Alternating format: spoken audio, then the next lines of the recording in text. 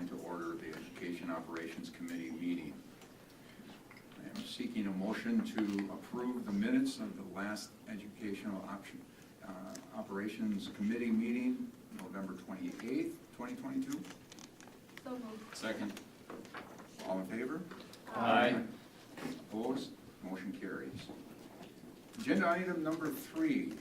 We had to move things around here so that we can have a presentation pertaining to our students that will be leaving for the Rose Bowl Parade, along with, I believe, 7 or 8 other schools of students as well. So with that, I'm going to turn it over to Mr. Perkins. Awesome. Well, thank you very much for having me this evening. On the 2nd of January this next year, we're going to make a little bit of history. We are part of the first all-area marching band made up of multiple school districts. The LA Unified School District has an honors band that's made up of multiple schools, but we're the first time it's been done with multiple school districts. So we're going to take, we have about 425 students between the 8 schools. And we are looking forward to flying out of Chicago on the 28th and making a little history. To give you a little bit of history about how this all came about, the president of this year's Rose Parade is a Northland Pines alum, Amy Wainscott. And she reached out after she was elected and said, I want representation from my home area. To date, there has never been a school sending a marching band from outside of suburban southern Wisconsin. So she wanted to make this something special from our area. The directors at Pines, Lakeland, and Three Lakes started collaborating. They cast a wider net to the Great Northern. Those people started reaching out to friends and acquaintances. And so the final 8 ended up being Pines, Lakeland, Three Lakes, Anago, Everest, Merrill, Ozony, and us. And we are very excited to be able to go. We did a test run of this last year on June 30th. We got together last year. We ran a rehearsal together, realized we could work together, and we did 5 parades on July 4th, and that was a hike and a lot of fun. Last May, Amy Wainscott visited Wausau West, had a presentation for us, met with our seniors, we played for her, it was a great time. Amy is absolutely delightful and really, really excited about this. She was up for the 4th of July this year. We've been in touch as we've done some fundraising, and she's absolutely fun to work with. We'll formally be a part of her unit as the president, or the Rose Parade President's unit, and I think we're in the front third of the parade route. So for you guys, tune in at 10 o'clock. It's an early morning for us. We did a lot of fundraising last summer. A huge thank you to the Wausau Woodchucks because they've done a lot to support us. It costs $2,500 per student for everything but their lunch each day. And that also includes their air flight, their hotel stay, breakfast and dinner. And if you look in your packets, there's some interesting dinner opportunities for the students as well. We started rehearsing. We put 3 rehearsals together in June. The last one we hosted, and at Wausau East, that was the big kickoff with Amy Wainscott and with a lot of our administration, both at the district level and at the school levels for everybody. And then we've done one Sunday a month since. There's a really awesome photo from the gigantic field house at Northland Pines there of our Band Fest formation. The 4th of July circuit provided 2 opportunities for us. One, it gave us a chance to test run this to see what we could, what was working well, what we could do better, listen to how the music worked, gel as a group. It also is paying for our semi to get our equipment out there. So the Merrill Marching Blue Jays semi leaves on Christmas Day and is traveling cross country at the cost of about $12,000. And that was fundraised from these parades last summer, and that is paid for. That doesn't come out of the student pocketbook, or that doesn't come from us. That's completely paid for by donations on that day from people along the route and people in the various communities. Inside your packets, I have the agenda or the itinerary for where we're going to, what we're going to do. Just some highlights for you. We will get to see the float barn. We will get to tour Huntington Beach and Pacific City. We have a number of rehearsals and a number of working breakfasts for directors. We'll see the Griffith Observatory and Park. We will be part of Band Fest, which is a huge celebration of all the Tournament of Roses bands at Pasadena City College. We'll be out on the field playing some music along with our parade tune. There is a trip to Santa Monica, there's a trip to Hollywood and Highland, a foot tour, or a bus tour of the city. We also get to spend a great deal of time at Universal Studios. We are on winter break, so not everything needs to be, math. Anyway, I'm sorry. And then following our parade performance, we have Disneyland California Adventure Park all to ourselves. There's one other group that will be out there.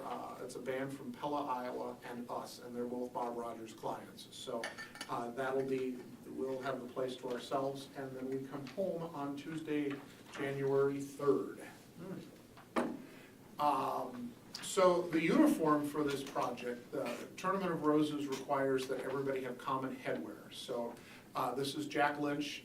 He's a tenor player for us. He has the full uniform on, which will be our uniform, plus we have a specialized wrap for all the hats, all the shakos, and then a common plume, which you can see in the photo. We commissioned Mike Leckrone, the former director of the UW Marching Band, to write something that would be recognizable and to everybody and still celebrate us. It was really a fascinating process because of the 8 directors, I'm the only one who marched for Mike, and he still writes by hand. And so translating some of his hand into something legible was an interesting journey for all of us. As we put things into the notation software, sometimes the notation software didn't like everything we were putting in there, so there were some opportunities to learn some strange things like double flats and strange naturals, and talk a little bit about jazz harmony, because Mike is an old big band jazzer. He writes things very, very specifically. So we're also able to talk about the Wisconsin band sound and why it sounds the way it does, why Mike writes the way he does. So it was a lot of fun, but it's America the Beautiful and on Wisconsin. If you've seen us perform in any parades, either in town or over in Athens, or saw any of the Northwoods band, you will have heard the piece. We're very happy with it. He really did a nice job of getting that Wisconsin sound, but also making it accessible for our students. And then at the Band Fest celebration, the band directors from Mosinee and Anago put together one page of drill for us, and we're playing. And I don't understand how Shake a Tail Feather fits in. You'll have to ask Mr. Finnegan at Everest that. But things that celebrate the theme of turning the corner. So Shake a Tail Feather, Thinkin' I Can't Turn You Loose, which are popular from the Blues Brothers. And we really kind of like the Turn the Beat Around, the Gloria Estefan chart that we've got in the book. So that's the performance end of it. The parade is 5.5 miles long. You play from the moment you step off till the moment you're done. And after we get through TV turn and get about 2 miles in, then we'll be sectioned into groups. All of our students have a number, so 1, 2, 3, and then we have a cadence. But for that first 2 miles, where there is any possibility of us being on any of the various television stations, everybody plays every step. There are aid stations along the way. We do have a couple of students with some physical needs, and they know how to use those aid stations and will be reunited with us, although they plan to charge full 100%, and I don't blame them. So that will be the parade on January 2nd.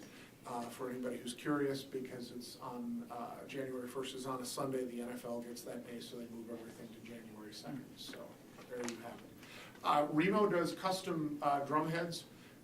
For this parade. They donate all of them, and so we have a little head-changing party Friday night after pep band. Those are one set of our quads and a couple of our bass drums. And then when we're finished, we'll pop those heads off, and the drummers will get a head to commemorate the experience, and to keep all of our students will get to keep their hat wrap and their plume as a commemorative item for the performance. So we have 45 students from Wausau East from our band. 43 of those are East High students. 2 are actually Wave students who take band with us. And we're very excited to represent the school district. We're very excited to represent the city and the state. And we're super grateful to everybody who's been a part of this process, because as they say, it takes a village. And it really did to make this happen with all of our building administrators. And they've been absolutely spectacular as well as folks at central office who oversee these things. This has just been a terrific experience for us, and I don't think it could have gone more smoothly from my perspective as a teacher in the district. So thank you all very much for your support, and to those people who are here or listening in, thank you for your support. Appreciate it. Any comments or thoughts or questions? Yeah, I've seen a little bit about it in the media, but this would be obviously, I'm sure this is high on the list of something that we want to promote a lot, at least in the few days leading up to it. I mean, this is something that we should use all of our means to get the word out, for sure. This is huge, and to have 8 schools coming together musically to do this is tremendous. I appreciate your efforts behind that. Also, I would say our students wouldn't have this opportunity if we didn't have something this big to put out there. And when you talk about the 43 students that you're taking from Wausau East, they're going to have a thrill of their life to be a part of something huge like this. So I'm saying huge and big, and the idea, the opportunities, because of the fact our individual bands would never have been able to go out to Lewisburg. And this, we just don't have the size in this part of the state to be able to put that together. It's the Milwaukee suburb schools that have represented before. So this has been, we were hoping for 250, and as students started signing up and it got bigger and bigger and bigger, we started getting emails from the travel company, are you sure you want to continue to allow this? And we crossed 400 and we were super excited. So we really doubled what our hopes and expectations were for this process. But the camaraderie, the opportunity to build relationships, and between the 8 bands, there's about 5 different marching systems in place, and this has been somewhat Frankenstein's monster, but it's also given kids another opportunity to see, this is how this school does this is how this school does this, and they come out of different systems. I think these 45 students are going to be well positioned to be prepared to march in any of our R3 schools in the state, to march from Madison or to go out of state and be able to march in other programs when they graduate from high school. So this has been a great collaborative effort, and the other directors have just been a treat to work with. Well, and with that, thank you as a director here at Wausau East. Thank the other directors for coming up with the idea, and go get them. I watch that parade every year, so I'm going to be looking for it this year even more. Thank you very much. Thank you. Enjoy that. Thank you. That's exciting. I'm going to go to our next agenda item. We don't need to go to that agenda item. No one is on the docket to speak to us this evening. So we're going to move on to agenda item number 5, and I'm going to be passing it over to Dr. Hiltz. The board will continue exploring options related to the restructuring.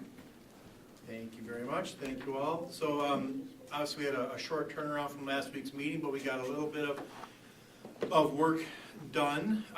So we'll review that tonight and see where the board wants to go. Can you advance, Cassie? We always start with our why: improve service by improving more efficient use of our resources. I think we've been through that. Tonight we decided that we should give a little peek into the website feedback. We have that open survey, and we cannot respond to folks because we want them to be able to respond anonymously. So we thought we would take an opportunity tonight to share with you and share with some folks who might be watching. Review again a little bit about those measurable benefits, answer some of the board questions from last week. Again, we just got to a few of those high school scenarios, and then just ask for some more direction. So that's what we'll get through hopefully in the next 20 minutes or so, maybe a little less. So you can see this is a demographic of who's responding. Roughly half are parents. Then the other thirds are staff, or a combination of staff and parents, or just community members. Many of the questions are those that we've heard before, right? What about transportation? Which schools? How, all that. So I'm just going to encourage people to go on the website, look on that FAQ. Diana's done a nice job as we take feedback, we create new FAQs all the time, so it's always growing. So please go on and look at that. But if you go forward, Cassie, there's a few that I thought were unique and could spark some good conversation. one question. Can we create a separate 4K building? As you know, we currently have 4 4K academies. Not sure the context of the question. This was the question, but we can.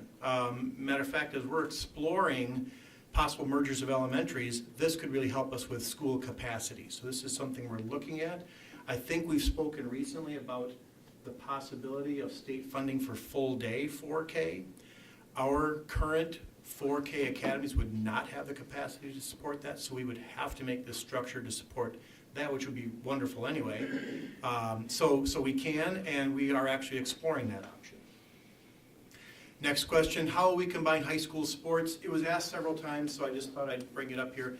If we have one high school, we would have one, we're only allowed to have one varsity team, right? One for boys, one for girls. And so that's what would happen there, and we think we can expand into some WIA sports and also create intramurals. So there's a number of ways that we could do that, but just so people know, we could only have one high school team in each sport. Somebody asked why we haven't considered closing Hawthorne Hills. It's a relatively new school. I know it's in a unique placement, but it is very new. So I don't think we would be closing that, but we could explore that if the board's interested. Someone was asking, isn't it a benefit for us to have 2 different high schools? Because you have different course offerings, different schedules. And I thought about that, and I guess if people chose their school based on the program, I'd be more interested in that perspective. And we have a few that shift for sports, but really, for the most part, people attend the school where they reside, and so I don't think it's really, to have different experiences really isn't a benefit. I think it's a forced choice for the most part. So I don't know if people have a reaction to that. Let me pause. I went through those first 4 rather quickly. Questions or thoughts on those first 4? Or I'll keep going. Okay. In an 8-9 model, how will freshmen experience different high school events like homecoming? There's going to be a team that's going to look at traditions and cultures and those kinds of things. Don't know yet, but partly one of the benefits we've heard from having freshmen not in those in a 9-12 high school is that keeping them younger for a while. There's some things that maybe we don't want 14-year-olds to see. So I don't know, but that's something we are very interested in making sure that kids have a really exciting quality experience. So that's something we would definitely, those kinds of questions we will definitely be asking, and certainly engage, we could engage students in that, and certainly teachers and principals as well. Somebody asked if we could raise John Marshall, build a new school. Maybe. We know we've got some restrictions now, or requirements maybe is a better word, so we'd have to work with the city and the planning commission on any kind of effort like that. Current tech ed facilities, I don't know if we're talking specifically about autos, but we know that is a topic of interest. It's a wonderful opportunity, and we've got some thoughts on it, and if we go down that road, we would certainly, we know we're going to use all of our tech ed facilities. We have incredible tech ed facilities, so we will use them. It's just a question of how to best leverage them.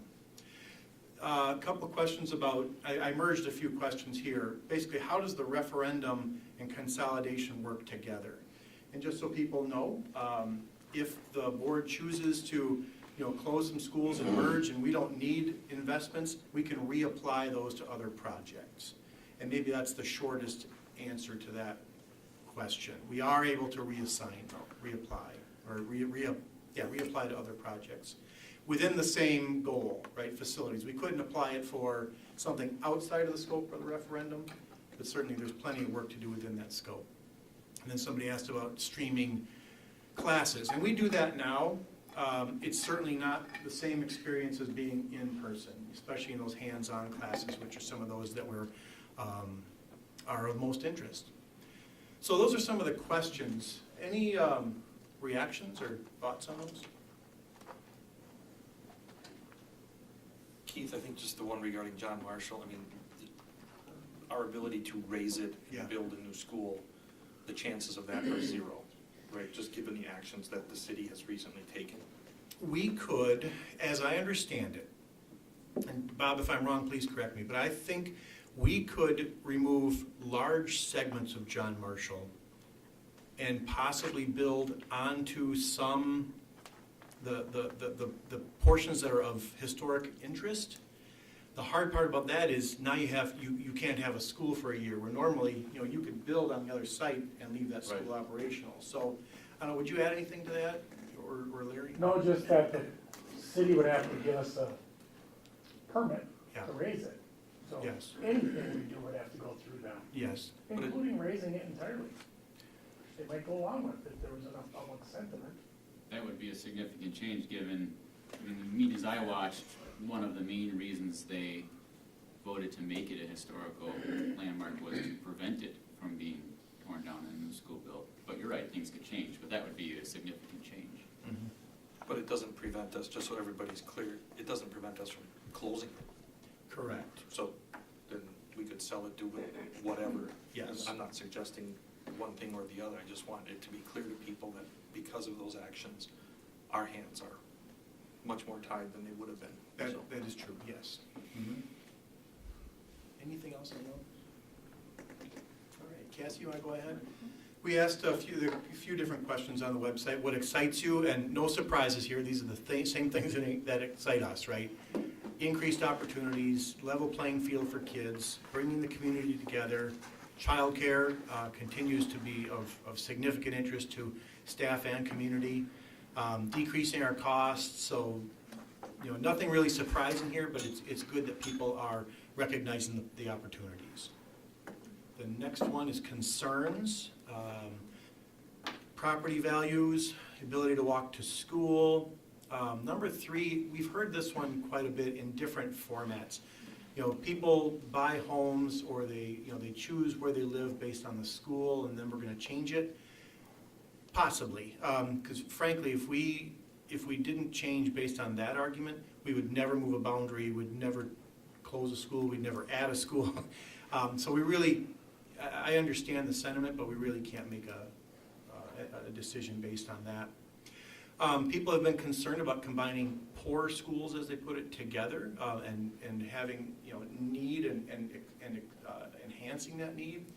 But frankly, we're also enhancing our resources and the ability to serve these students with our highly skilled people in a more efficient system, or in a more efficient setting, I should say. That's actually one of the things that we're excited about, is the ability to pool our resources. Concerns about more families leaving the district. Yep, they might. They're concerned about closing my school. And would we get rid of the flex mod schedule? That was a direct question. I don't think so, but I don't have an answer. We would have a team that would look at that.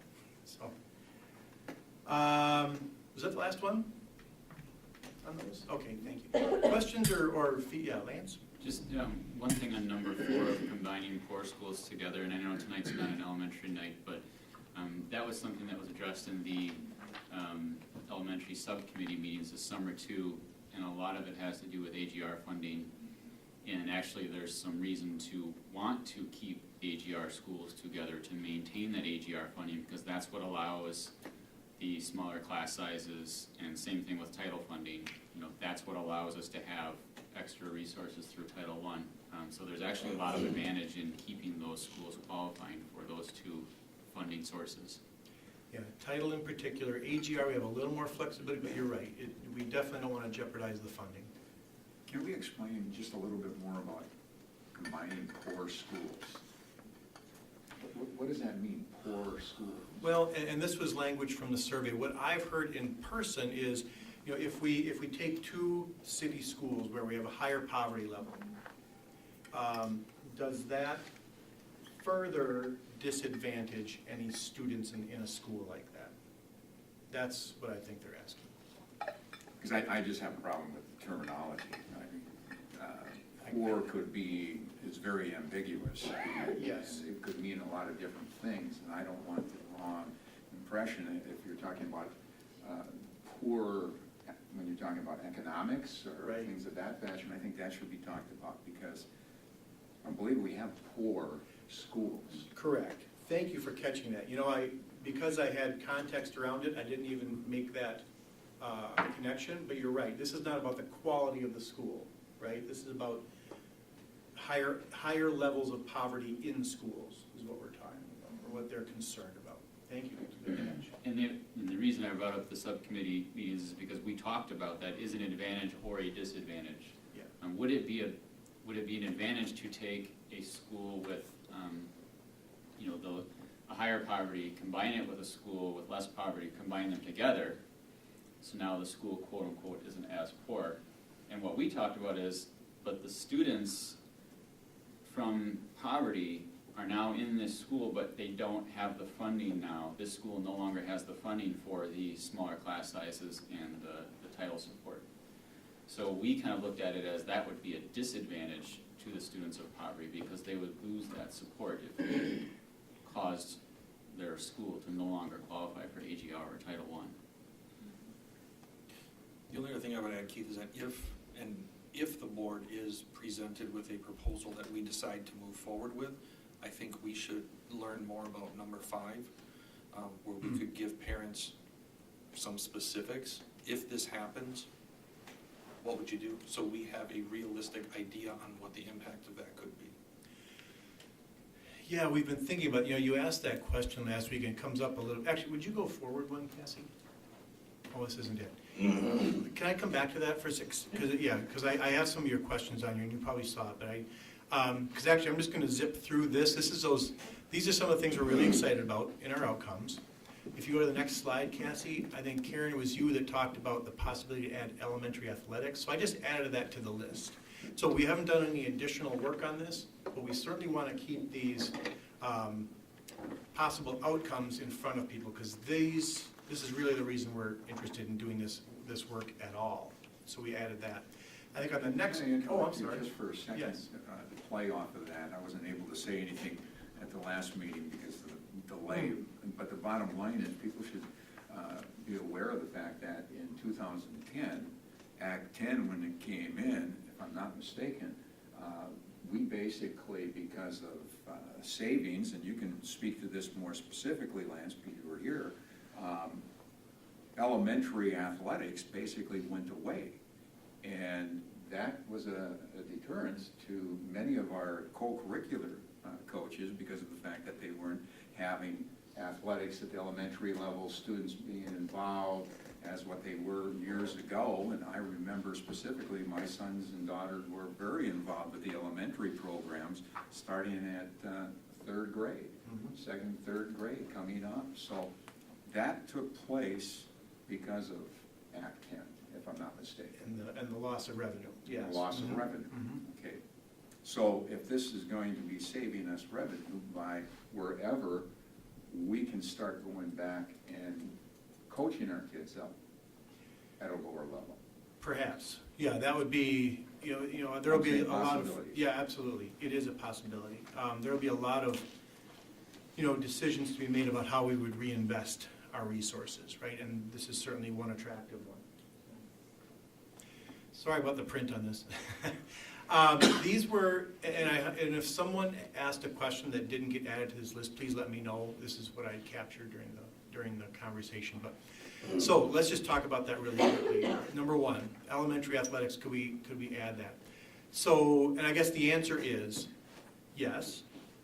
And if we have savings that we experience, I think an important thing will be to decide where are our top priorities, where do we reinvest that? So yes, we can, and those late buses and all those really family-friendly supports would be wonderful to reinstate.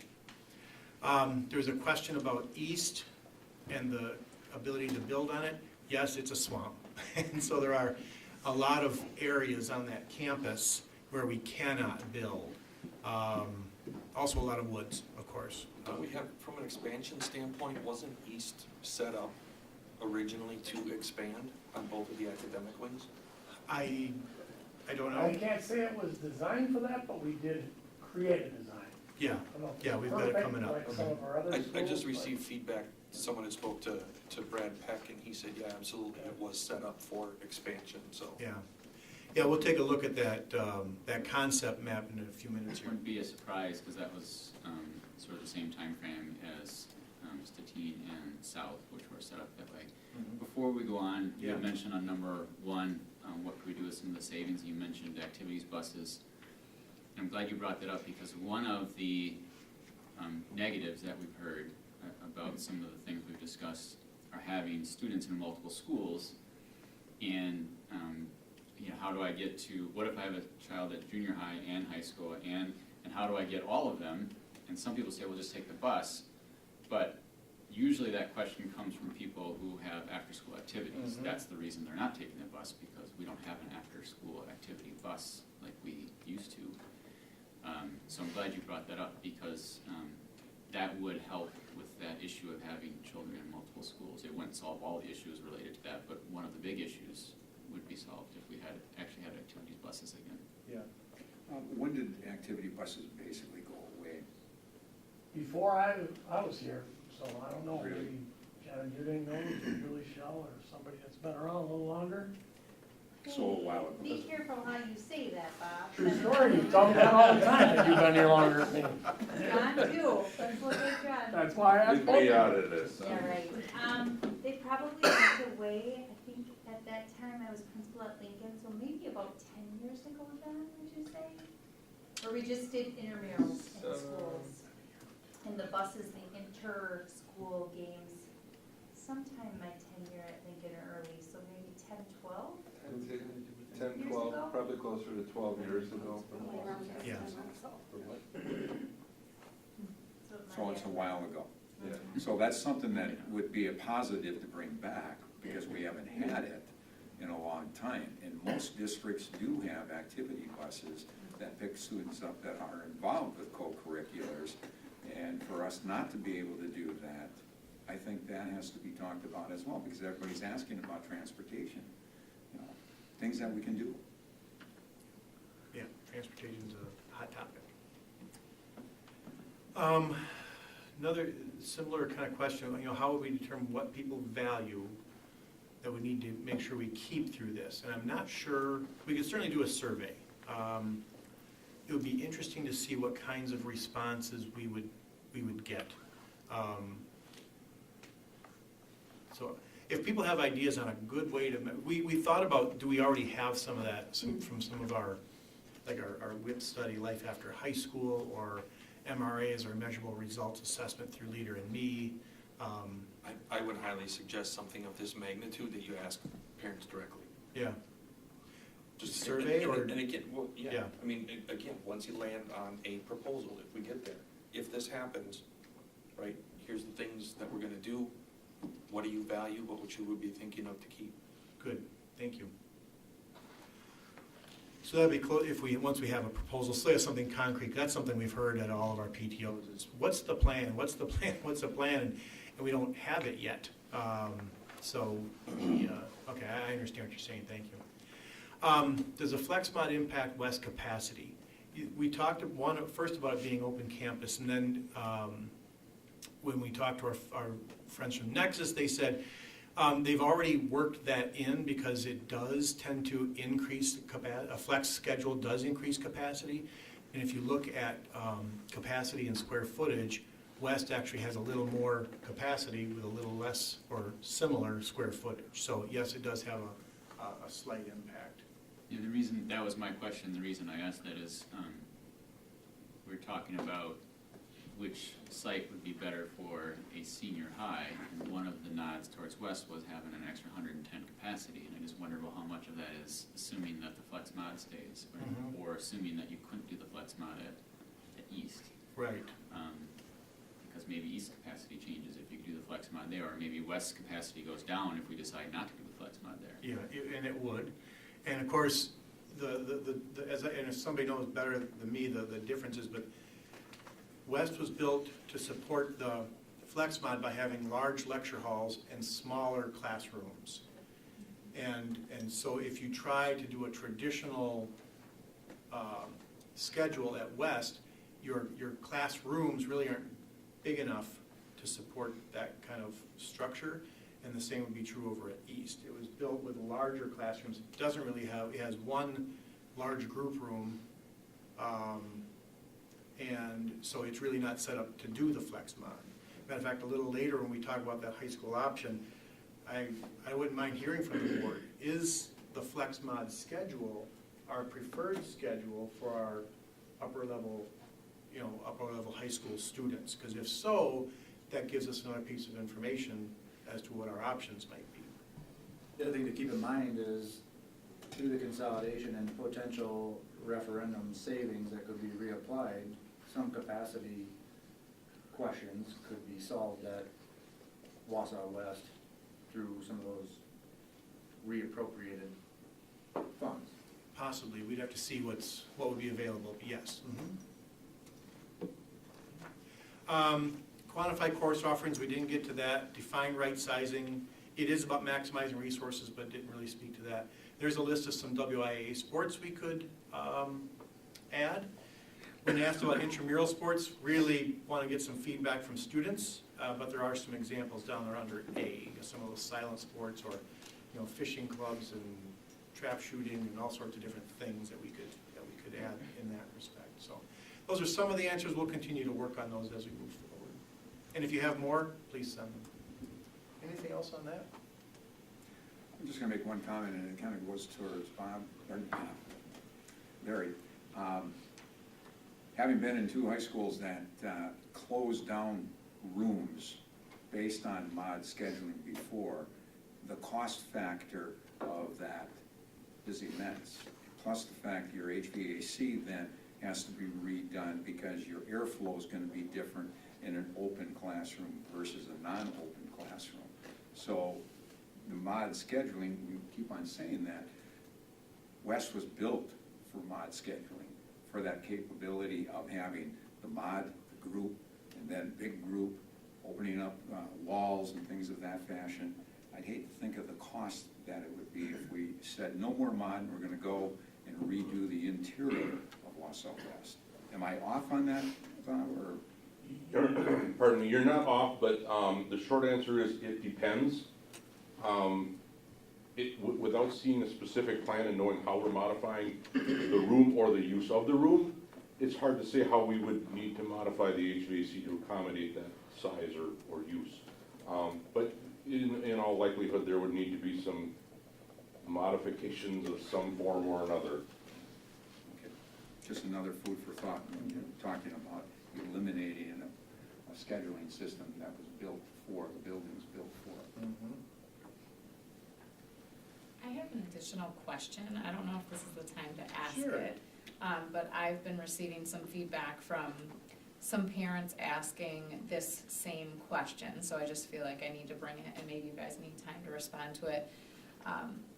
But the question is, can we do this in stages? And so some of the proposals really impact every single building all at once.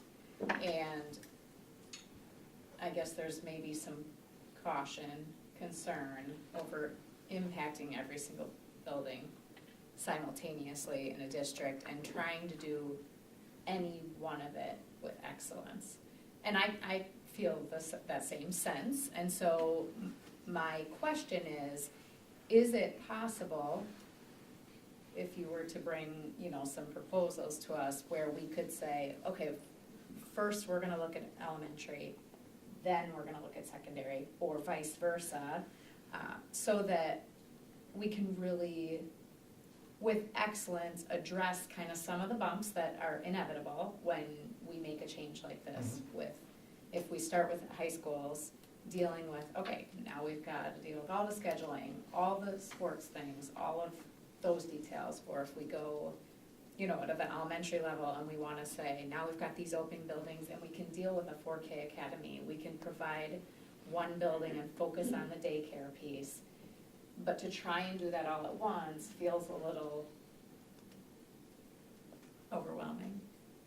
So I'm receiving that question a lot, and so I'm just wondering if that is if the proposal of the 8, 9, 10 through 12, which is the one that would potentially impact everybody all at once, what that plan is. So let's answer that first by going back to our why. In order to improve service, we have to really free up resources.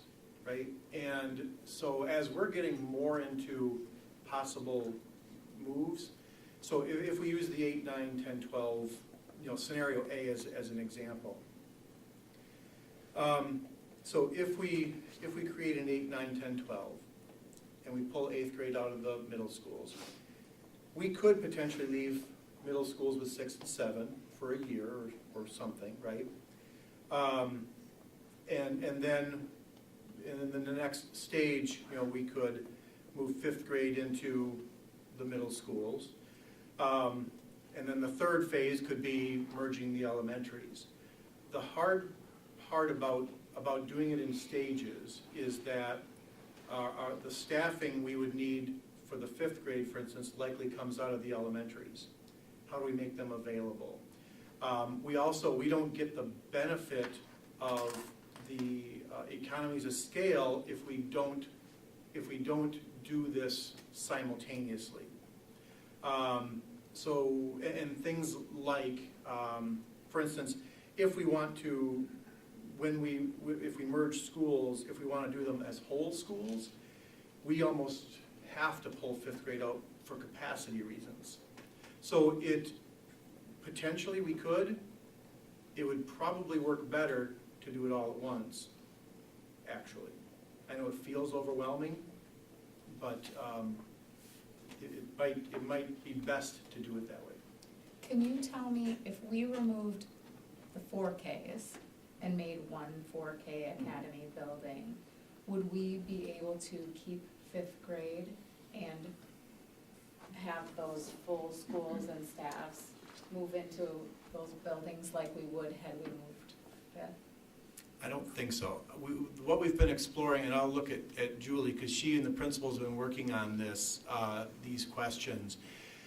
As I understand it, we would probably need to remove 5th grade and the 4Ks. There are some schools where it would work to leave the 4K academies in, and it might be beneficial, but I think we almost need to do both in order to move them as whole schools. Am I right? Okay. Yes. Yeah, we haven't shared a lot of details about the planning because we're still working on it, but some more things are becoming evident as we continue to work on what's possible and what's not, or what's more of a challenge. I think we would also, if we did need to add any capacity at one of the secondaries, with one of either the senior high or the junior high, the senior high, I guess, it'd be very hard to do that while at the same time leaving open space in the middle schools and not getting any savings from closing an elementary building. I think that would be tricky. Yes. To try to justify that economically, to have those open spaces, because there'd be a lot of open space in the 2 middle school buildings if it was just 2 grades. Mm-hmm. But not necessarily long-term, like it would Right. only be for a season while this was sort of perfected. Yeah. No, and I've had the same question, I've had both. I've had the question that you had, and I've also had people say, what's taking you so long? So I've had, Yes. gotten it both ways, which isn't uncommon as a board member, so. Yes. Yes, we are. People have all sorts of ideas and concerns, and yeah. Can you move that forward? Thank you. So just a reminder, the board and people who are watching, we're talking about various decisions that the board would need to make. We're talking right now about high school, as Lance alluded to earlier. Can we advance that, Jen? So I thought this would be an interesting time to share a short history of the high schools here. I learned a little bit. So first high school in Wausau, 1889. Pretty quickly later, replaced with a larger school. Then the new high school, the one on the left, built in that was the old one. 1936, we built the one in the middle, which is the old east. And people have been asking me, why did they build another high school? Why were all these decisions made? And what I learned is that they were experiencing some overcrowding, and then the state required that districts integrate. So I was trying to picture, a school board like this, back in the mid-50s, Your schools are crowded, the state's forcing you to integrate. Would it be logical to build a second high school? I could see that as a logical, I just wonder, it's interesting to me what conversations they had before they made these changes. So then they built the second high school on the west side, that opened in 1970. They renamed Wausau High School as East, and then the new high school was called Wausau West. One more slide, Jen, and then those are the two. So high school was, the high school was there till the 70s, or 1970, and then up in 04, then we built the new Wausau East. So to me, what it said, this district has been evolving ever since its inception, right? Traditions have come, they've gone, they've been replaced, and we're just at another juncture in the life cycle of this community and this school district. Can I ask a history question as well? Maybe you don't know the answer to this, but Let's see. I really enjoyed learning all of this. And one other question I have, and I have gotten from a lot of people, and it wasn't too distant history, is why was the location of Wausau East chosen for the new building in 2004 or previous to that when they decided to build there? In light of, did they not look at what was happening with new construction, or did they not foresee that there's really, the access comparatively is really Yeah, I lacking? don't have an answer. I don't know if, I'm looking around here, who? I don't think anybody needs to be thrown under the bus. I No. just get that question all Yeah, the time. I've not found any answers to that. Okay. Anything? Bob, have you heard anything? Nothing that I think you're right, Karen, the demographic studies would have been available at that time, and I think where I've talked to people in this community that have been here a long time, and it's hindsight, right? And then you can't change the fact that Wausau East was built, and so that's the crux of this problem. How do we utilize the resources through hard trends like declining enrollment, labor participation rates, all of these things? How do we use the best of our resources? Well, sell East. Well, that doesn't make sense. You'd get pennies on the dollar for it, right?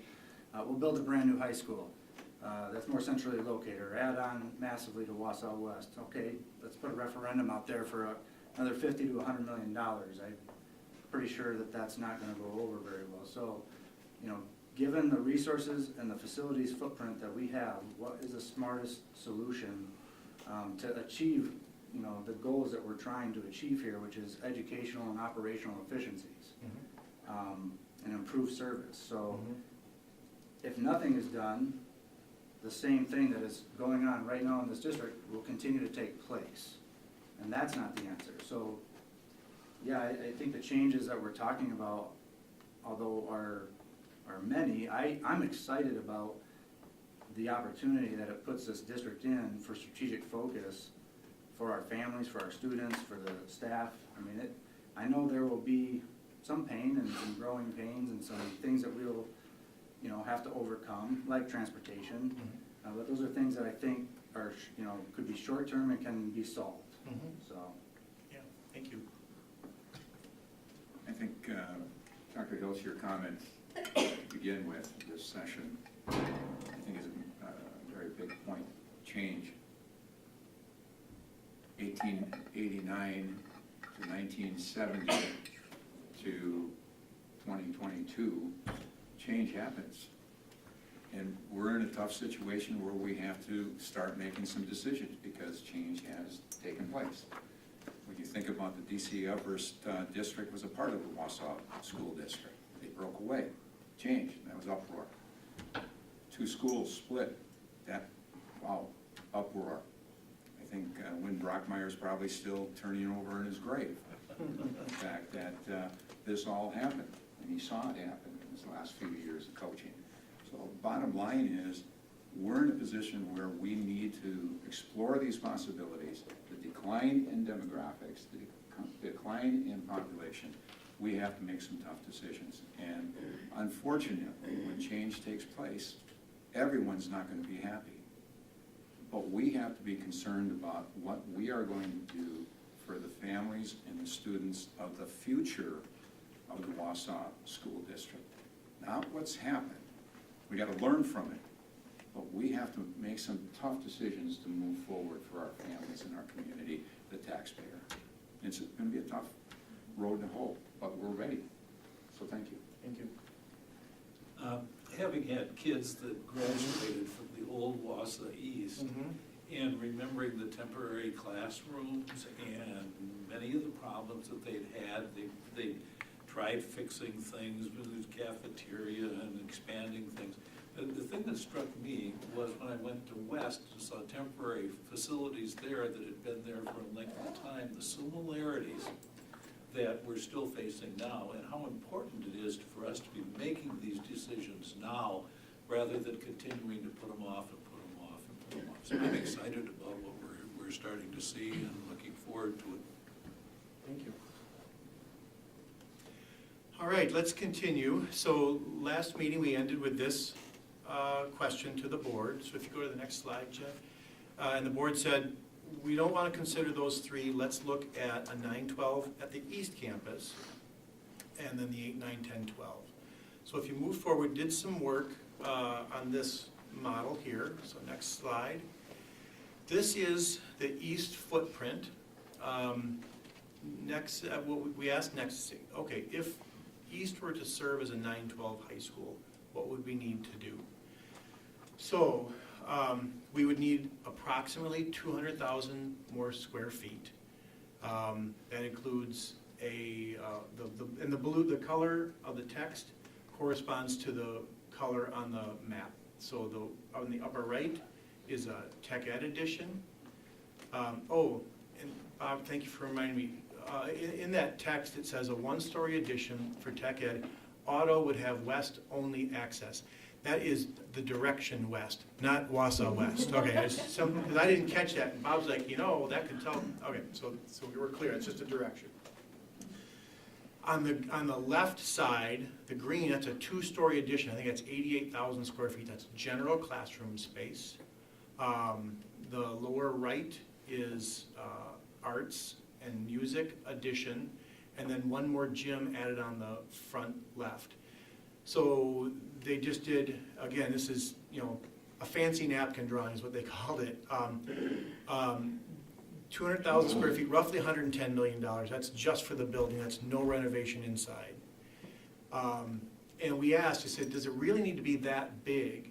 And so they did some comparisons to other large schools. And so, for instance, in this rendition right here, with our 1,600 or 1,700 students, we would have 234 square feet per student. In a comparison of other similar, actually I've got it here, in a comparison of other similar sized high schools, like Middleton, Beloit, Spash, a couple of Kenosha's and a Madison West, the average was 220. So they're a little above average, but they're right in the ballpark for square footage, so this is not excessive. So that's kind of what would have to happen to house 912. What is the square footage today? I think you got it in that email, don't you? I'm not gonna just throw a random number Yeah. out there without having an accurate one, but East is 343 square feet. 343,000, yeah. So roughly 500, I think And that's. the capacity is what again? 1484.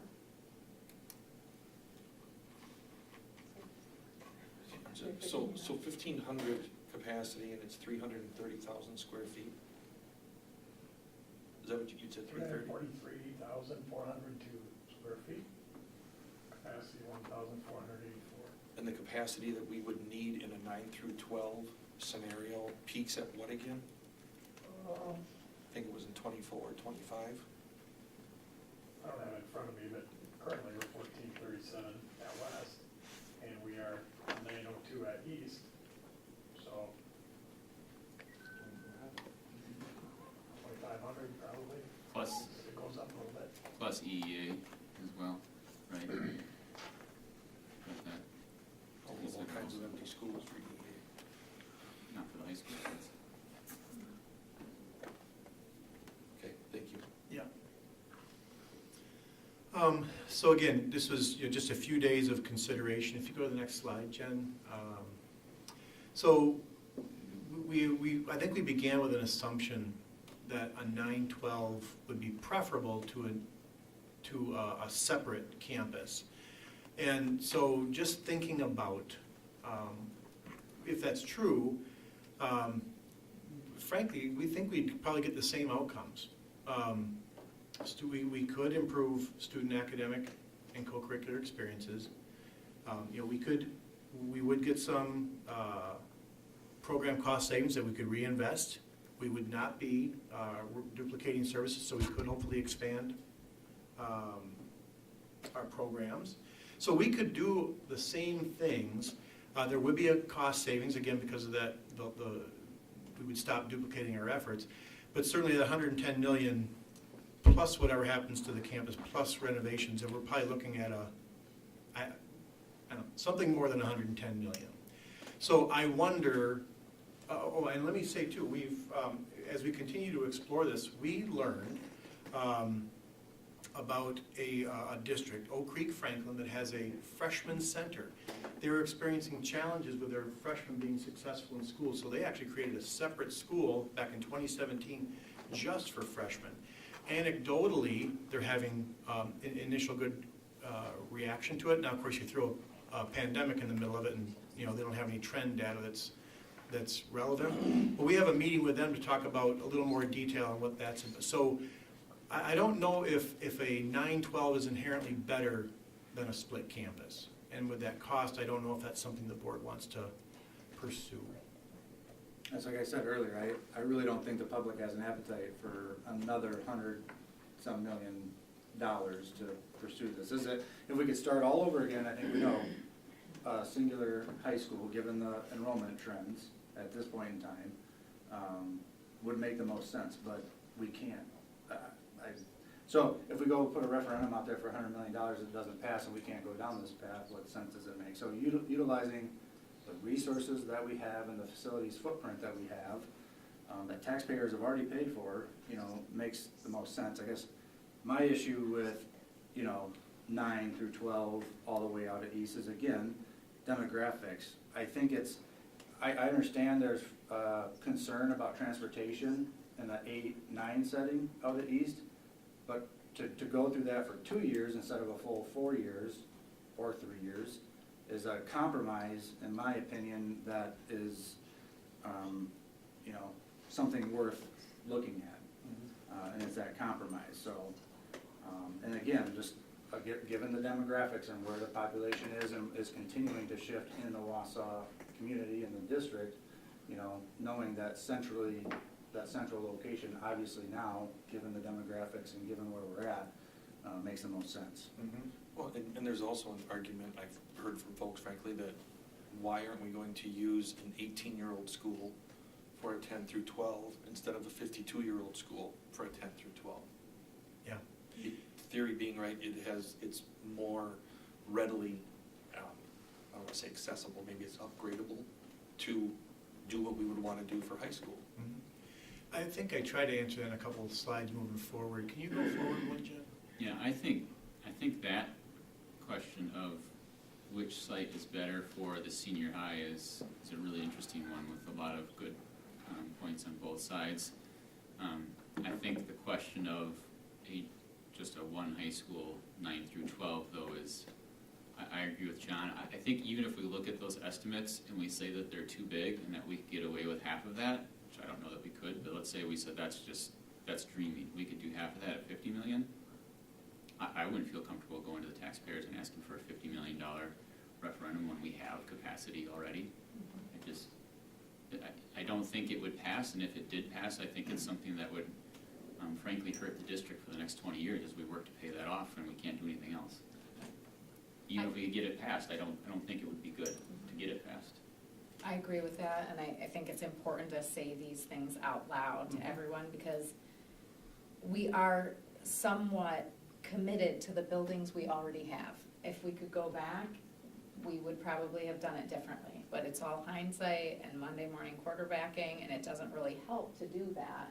And to having just passed this huge referendum, last fall, you know, it would be, in my opinion, offensive to come back to the taxpayers and say, now we want you to pass an additional 100 million in order to build a 9 through 12, and we're not gonna use some of the buildings that we've already asked you to pay for. I mean, it just is unfortunate, and everybody understands what the complications are, but, you know, that's the drawback. I think the east location, that what hasn't been brought up, that's also problematic, is west has such a better access to NTC, to UWSP Marathon Campus, to Rasmussen, and all of those, you know, next level education places that we partner with so much, that I think is really critical for our high school students too, in addition to the demographic piece, so.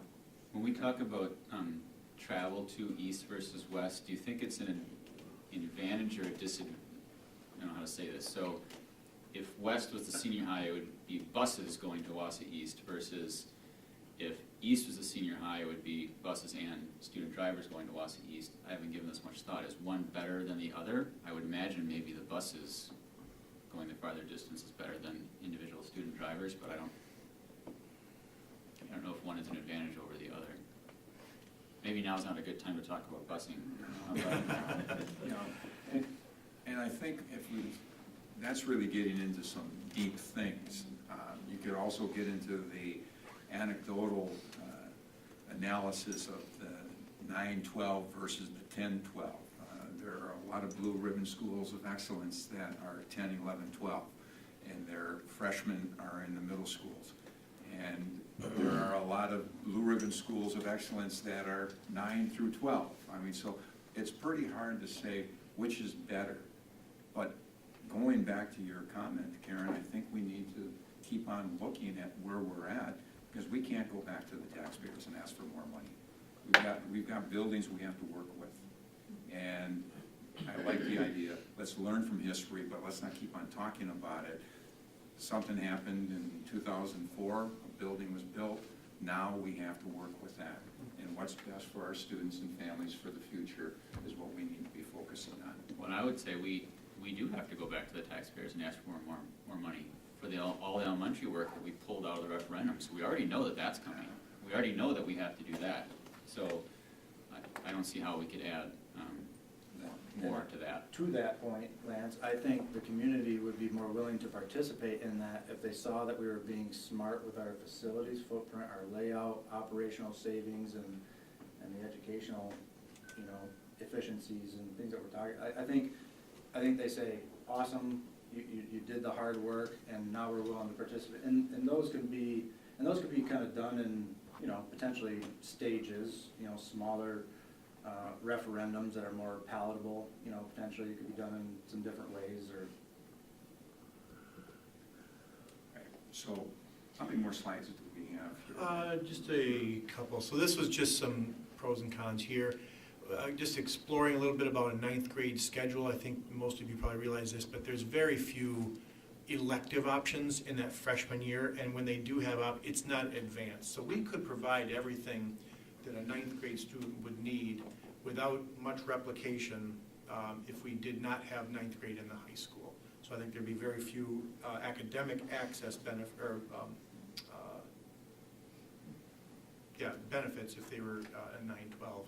Is there one more slide on that? This is just a review of the 8, 9, 10, 12, so you had it in the same presentation. I don't know if there's questions about this. Let me see what else comes. And then really that's, if you go forward a couple of slides, Jen, so that's that vision of, you know, scenario A. Next slide is that same slide you've seen before. This 8, 9, 10, 12 really achieves most, if not all, of our outcomes. We don't know about transportation. We don't know about the intangibles.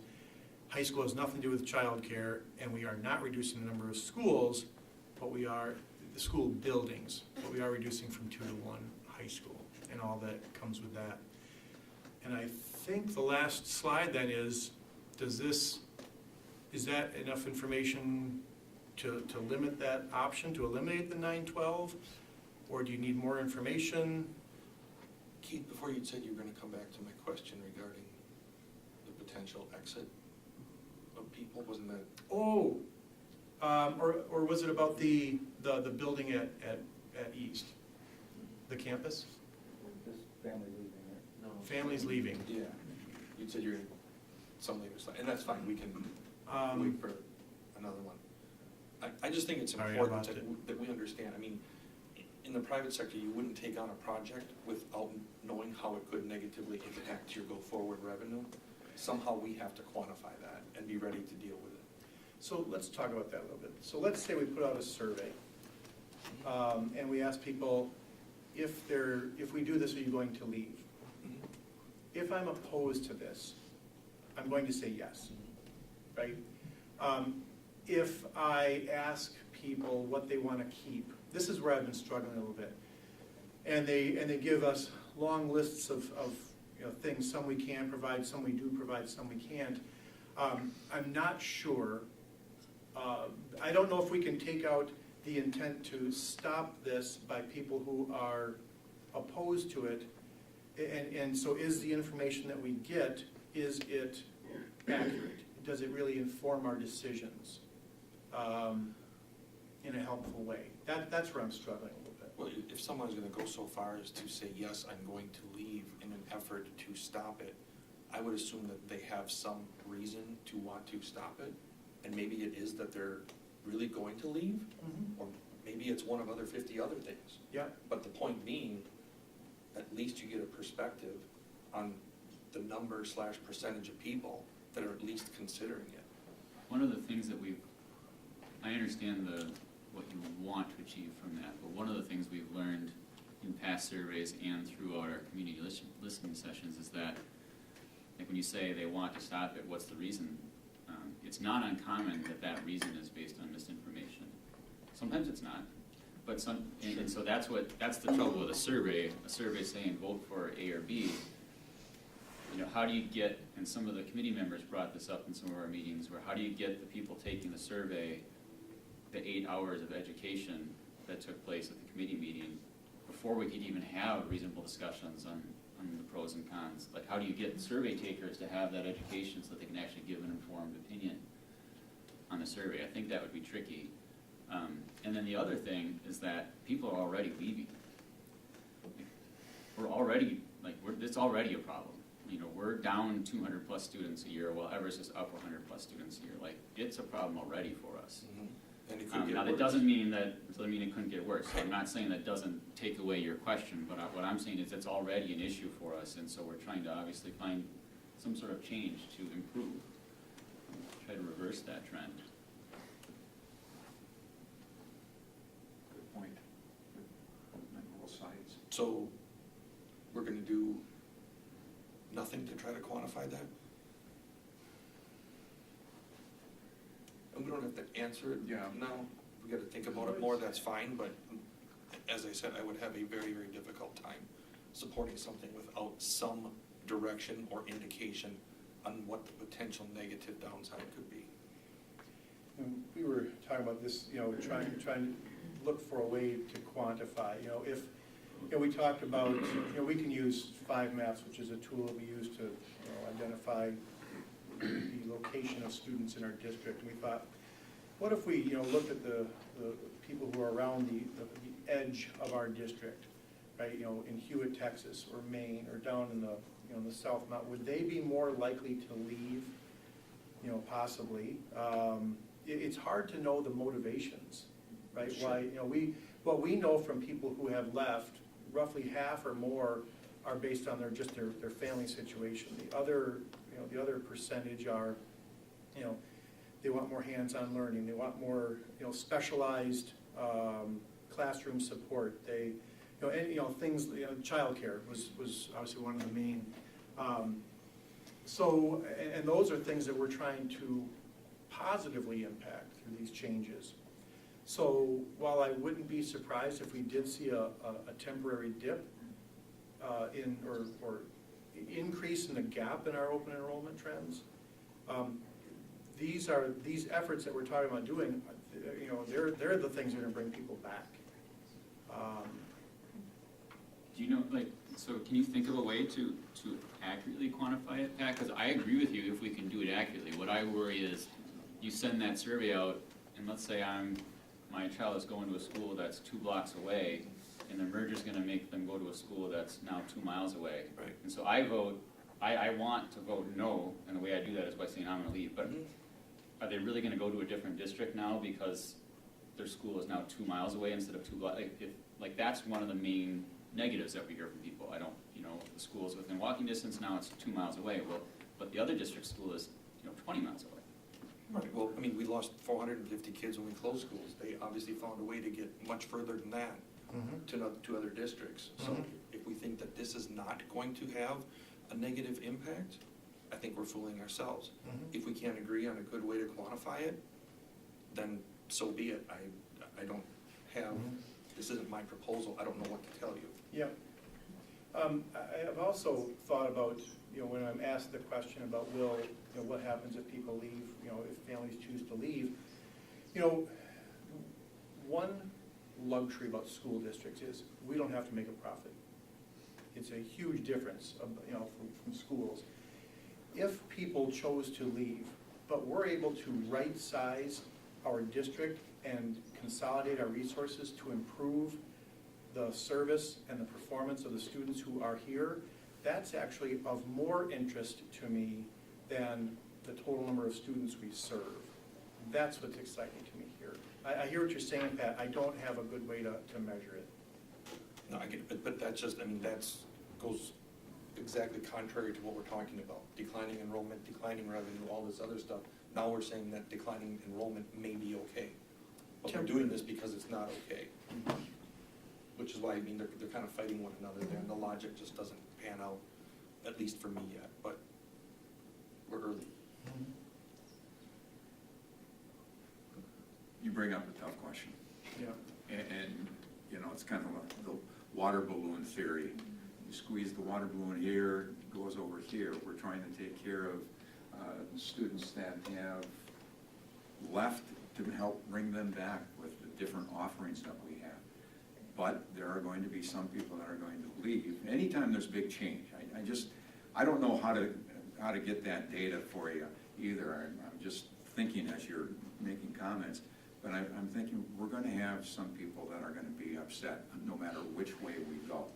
And that's going to be very difficult. It's difficult, for all of us to have anybody upset because we want to do what's right for everybody in our district.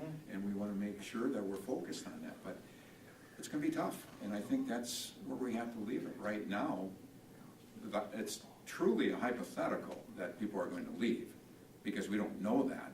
People might see what we're doing and say, I like that. And then they talk among themselves and they start talking about the positives.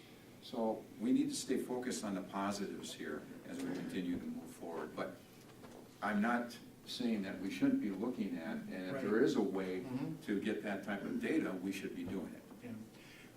Let me talk to a few more folks and see if there's some ideas. Yeah. One of the things that I think we're looking at, and these are the pieces that I think are going to drive some of this, are the intangibles. The decisions that we're going to make, we're going to try to make the best rational decision that we can, what's best for the students, what's best for the district, and everything. But the pieces that are going to oftentimes influence people's negativity are those emotional pieces. Once a lumberjack, always a lumberjack. Those pieces and some of the traditions that have been held, and if we are really sensitive to that and we know what those are, I think once we have a plan, we can address and really work to address some of those things in a very positive way. If we ignore those, I think we're also going to have some major headaches. Right. Does the board wish to further explore that 9-12 concept, I guess? Or do we work on the 8, 9, 10, 12 and continue to explore the K-8 options? For me, I think it's either the 8, 9, 10, 12 or staying as we are now. I just don't think the one high school is realistic. I would need more information to decide which one I think is better, staying as we are now or going 8, 9, 10, 12. But I think those are the two choices. Okay. I agree, Lance, I think one high school, the amount that would take is just not feasible at this point in time, so I would agree. There was a interesting proposal or idea, I think we got an email today about a freshman campus ironically, and so we, we continue to, get ideas from people, and we appreciate the creativity and really appreciate the fact that people are engaged in the conversation, so. So that we can That's keep all I on got. moving, I'm just gonna ask the question and then move on, hopefully. You were talking about, and it just all of a sudden slipped my mind what I was gonna say here. It's one of those senior moments, I guess. But bottom line is, I think we need to take a look at what your team has already done, looking at the 8, 9, and you said there were so many positive things that are coming out of that already, and then the 10, 11, 12. Maybe that is at the next time we get together. What are those positives, and what are the things that you're excited about for 8, 9, 10, 11, 12, so that we can see that and look at something tangible. We don't have the data to look at the 9, 10, 11, 12 to consider that right now. We just, what we have, we know it's expensive, and we'd have to go to the community for another referendum. That's not gonna happen. So let's take a look at the positives that you have so that we can build off of that, because we need to take a step forward and identify some positive things here. Mm-hmm. To add to that, President Boucher, would it make sense to ask Nexus, like you did for the analysis of the 9 through 12? I saw some concerns with some capacity in a 10, 11, 12 situation.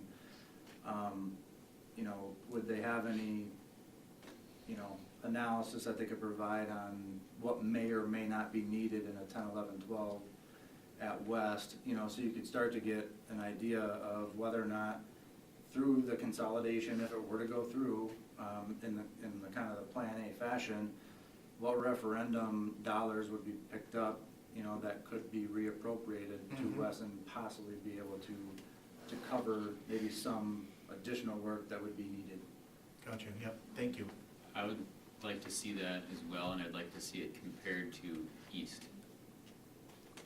I know we've assumed that, well, because West has 110 more capacity, then it must be way cheaper to do it there. But I'd like to see, For a 10-12? yeah, Are we interested in a 10-12 at East? I haven't ruled it out. I haven't seen any reason to rule it out yet. Okay. I haven't Mod either. would matter, right? Yeah, that way, yeah, so if we back, is the mod schedule something we want to retain? How important is that for us to offer to our upper level high school students? Because that will be a determining factor. I think it depends what campus they will be at. Mm-hmm. Because right now, we just saw what that would look like if they were at East and the dollar amount that it would cost for that. We can house 10-12 at West tightly, but we can house them at West. Okay. Yeah. But I think there's another decision, and that is the schedule. If it's a flex mod schedule we want, they gotta be at West. Yeah. Parking is the biggest concern at West. Parking, yeah, Or 10-12. we're short on parking, so we're working on a solution for that. I think another concern that I would like to, I know Jim, you said we want to talk about the positives in the next meeting, but we got to talk about the negatives too. What would we lose? So if we house it at West, what do we lose? We lose autos. If we house it at East, what do we lose? Is there something at West that can't be moved over to East? Because I want to know, Yeah. I actually know a lot of the advantages already, because we talk about them, because those are the fun things to talk about. But like, what do we lose if we have it at West or if we have it at East? Well, one of the things that because I found the autos piece when I learned, that's not moving if we house it at West. But then an alternative solution was that we would perhaps have like an autos academy that remains, so at least then every 8th and 9th grader would be exposed to autos, and then they would have an opportunity to decide if they wanna now trend towards an autos academy and remain in the East building. And still, every student then has access to that, track. Whereas, that was the only piece that made it feel like, oh, okay, because the whole reason we're looking at this is so that kids have exposure to all of these opportunities, and if we take them away from a building that now they can't have the exposure, well, then I think that would be something we would need to provide, that opportunity, which turns into, another scheduling situation that we're keeping 10 through 12th graders potentially, with the 8th and 9th graders at East, a small cohort, I'm sure, but, those are all the details that I think are somewhat important, because like you said, Lance, I agree, we need to talk about what do we lose, what do we gain, what can we potentially avoid losing with ideas like that, so. As far as the schedule, I would look at what schedule drives better academic results. East report card was slightly better last year. You really can't, people wanna, look at, The report cards. outcome results based on, we don't isolate factors here. We're not a laboratory. So you can't do a cause-effect experimental, this is attributed to this. The report cards vary year to year. It's not a schedule that drives achievement. It's the activities that happen with those kids and the teachers in the building. So I don't think we could isolate that impact. So then what do we use to make the decision, keeping the mod schedule or not? Just personal preference? Yeah. Well, are we the ones to make, I feel like that's the staff that really need to weigh in on that, which obviously the whole West staff is used to the mod schedule, the whole East staff is not. And I don't know so I would think that the West staff would be comfortable with keeping the mod schedule, and it would be the East staff that would need to decide whether that was a benefit or a drawback to them. And that's the feedback we would need to get, right? So if maintaining the mod schedule is important, it's really the East teachers that would have to be making the biggest changes. I think, Lance, you brought up a good point, piggybacking on what Karen's talking about. We're not set which building's gonna be the best building for 10, 11, 12. The autos plays a big part in there. The academy, these are the positive things that I was talking about. Let us hear what the positives are. Is an academy a possibility at East with that? If that's the case, then we need to see how it's going to work, and then we can go back to the scheduling, because, again, remember, the schedule at East is not just basic 1 through 8, 1 through 9 schedule anymore, like it once was years ago. They've been using block scheduling, which is another version of mod scheduling. And mod scheduling is just smaller mods to build into the bigger block. So the bottom line is, it's not as far as it once was. Mark me if I'm wrong on that, our dear principal from Wausau East High School. Are we that off? It's not gonna be a big change. So I'd like to hear about the academy, possibility of, like Lance is talking about, at East. Monetarily, would it be not feasible to do that, so keep it at West, 10, 11, 12? There's a lot of things you can bring back to us now. Some positive things that you're doing with the 8, 9, bring back some of the ideas of what's going on for the academy opportunity with automotives. Then we can see something. Okay. Can I ask one question about the mods I'm only familiar with mods, so that's because my kids have all been on the West side. My question with the block scheduling on the East, which I don't have experience with, does it allow the same flexibility for youth apprenticeship type programming like West does, because you can have a lot more open mods allowing you to get off campus without such disruptive, missing big blocks of classroom time? Because I see that as an advantage to MOD's schedule, and maybe that advantage is available with the block E schedule. I'm totally unfamiliar with Yeah, it. I mean, you basically would schedule it as like a work-based learning, Okay, right? So this block, or these blocks could be scheduled, for youth apprenticeship or whatever that work-based learning component might be. I don't know, would you add more to Yep, that? I would just say that, like, students get a work release hour, just like just like at West, they have work release mods set aside. East is the same way. A modified, Deb, you can jump in, but a modified block day where they run, 1, 3, 5, 7. Then a student that maybe has a 7th period work release, they actually have expanded hours on those days for work release. So a lot of times we see those kids will take advantage of a little longer class hour and schedule their time to work on those days. So it works.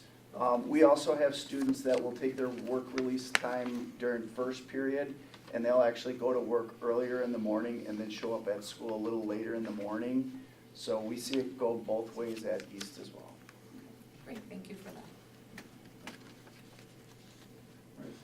All right. Any other questions? Otherwise, we can move on. All right, agenda item number 6, open enrollment seat availability. Wendy Carpenter will present the open enrollment space determinations for 2023 and 2024. Floor is yours. Good evening, Wausau School Board.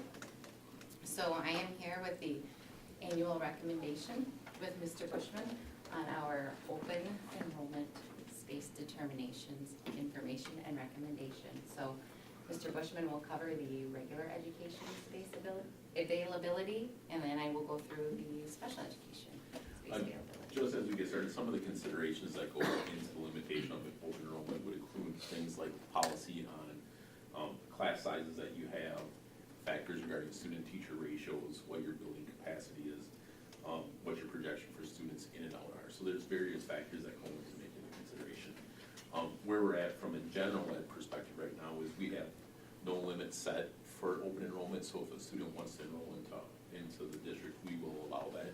One caveat to it is that just because a non-resident member wants to enroll to, let's say, one of our elementary schools, it doesn't necessarily grant that they're going to be in that school. It may be a different school, only because we wouldn't displace a district student for an open enrolled student. But we've been able to accommodate any of our gen ed open enrolled students in the district.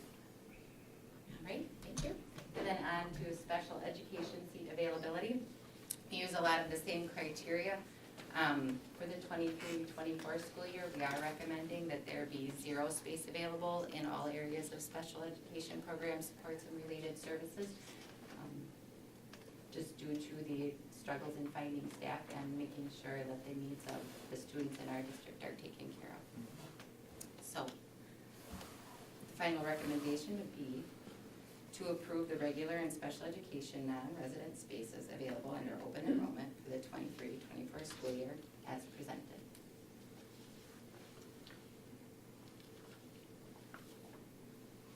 I'm going to put it out there for the board to move on this. I'm seeking a motion to approve the regular and special education non-resident spaces available under open enrollment for the 2023-2024 school year as presented.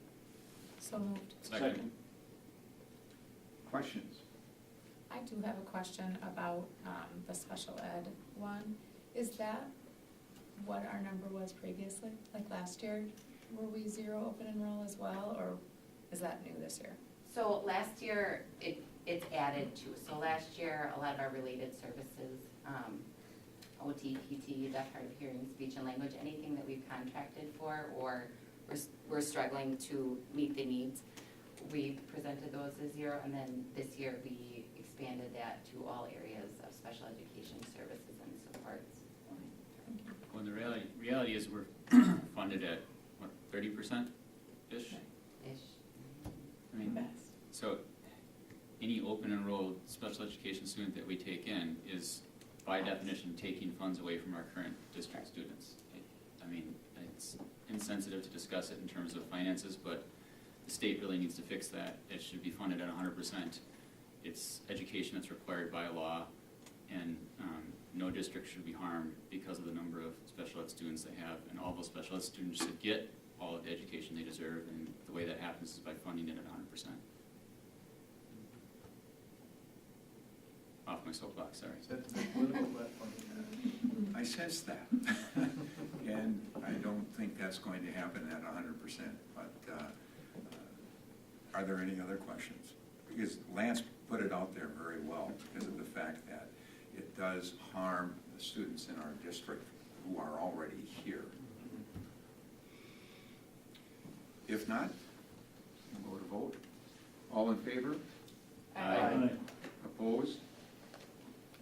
Motion so carries. Thank you. Thank you. I'm seeking a motion to adjourn. So moved. Second. All in favor? Opposed? Motion carries.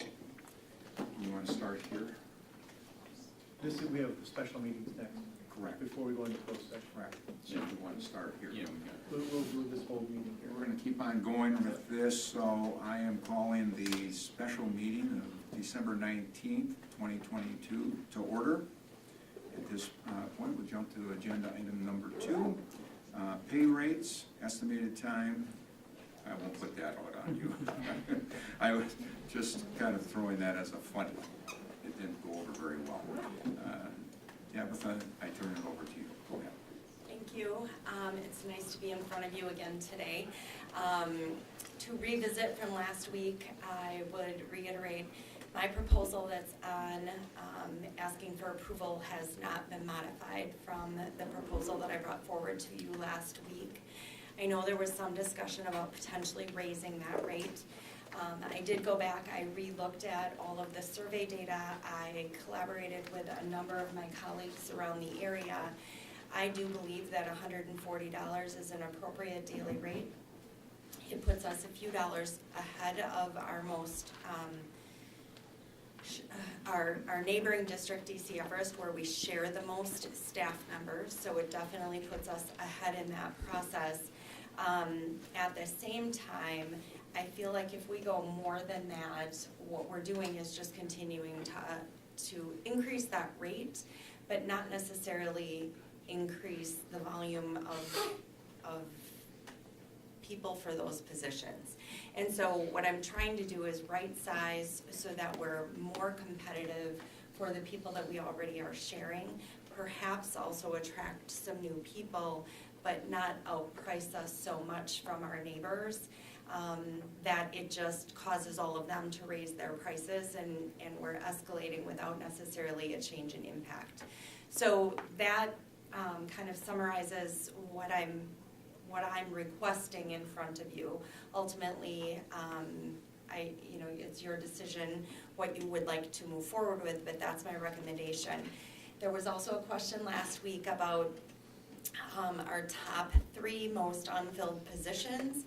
I thought that was going to be super easy to run in terms of a report. The report that I was thinking of when I processed it comes out with 2 categories, regular ed and special ed. So that wasn't super helpful. I can tell you special education far and away is our #1 absolute most unfilled job when requesting substitutes to fill in across all of our schools at all levels.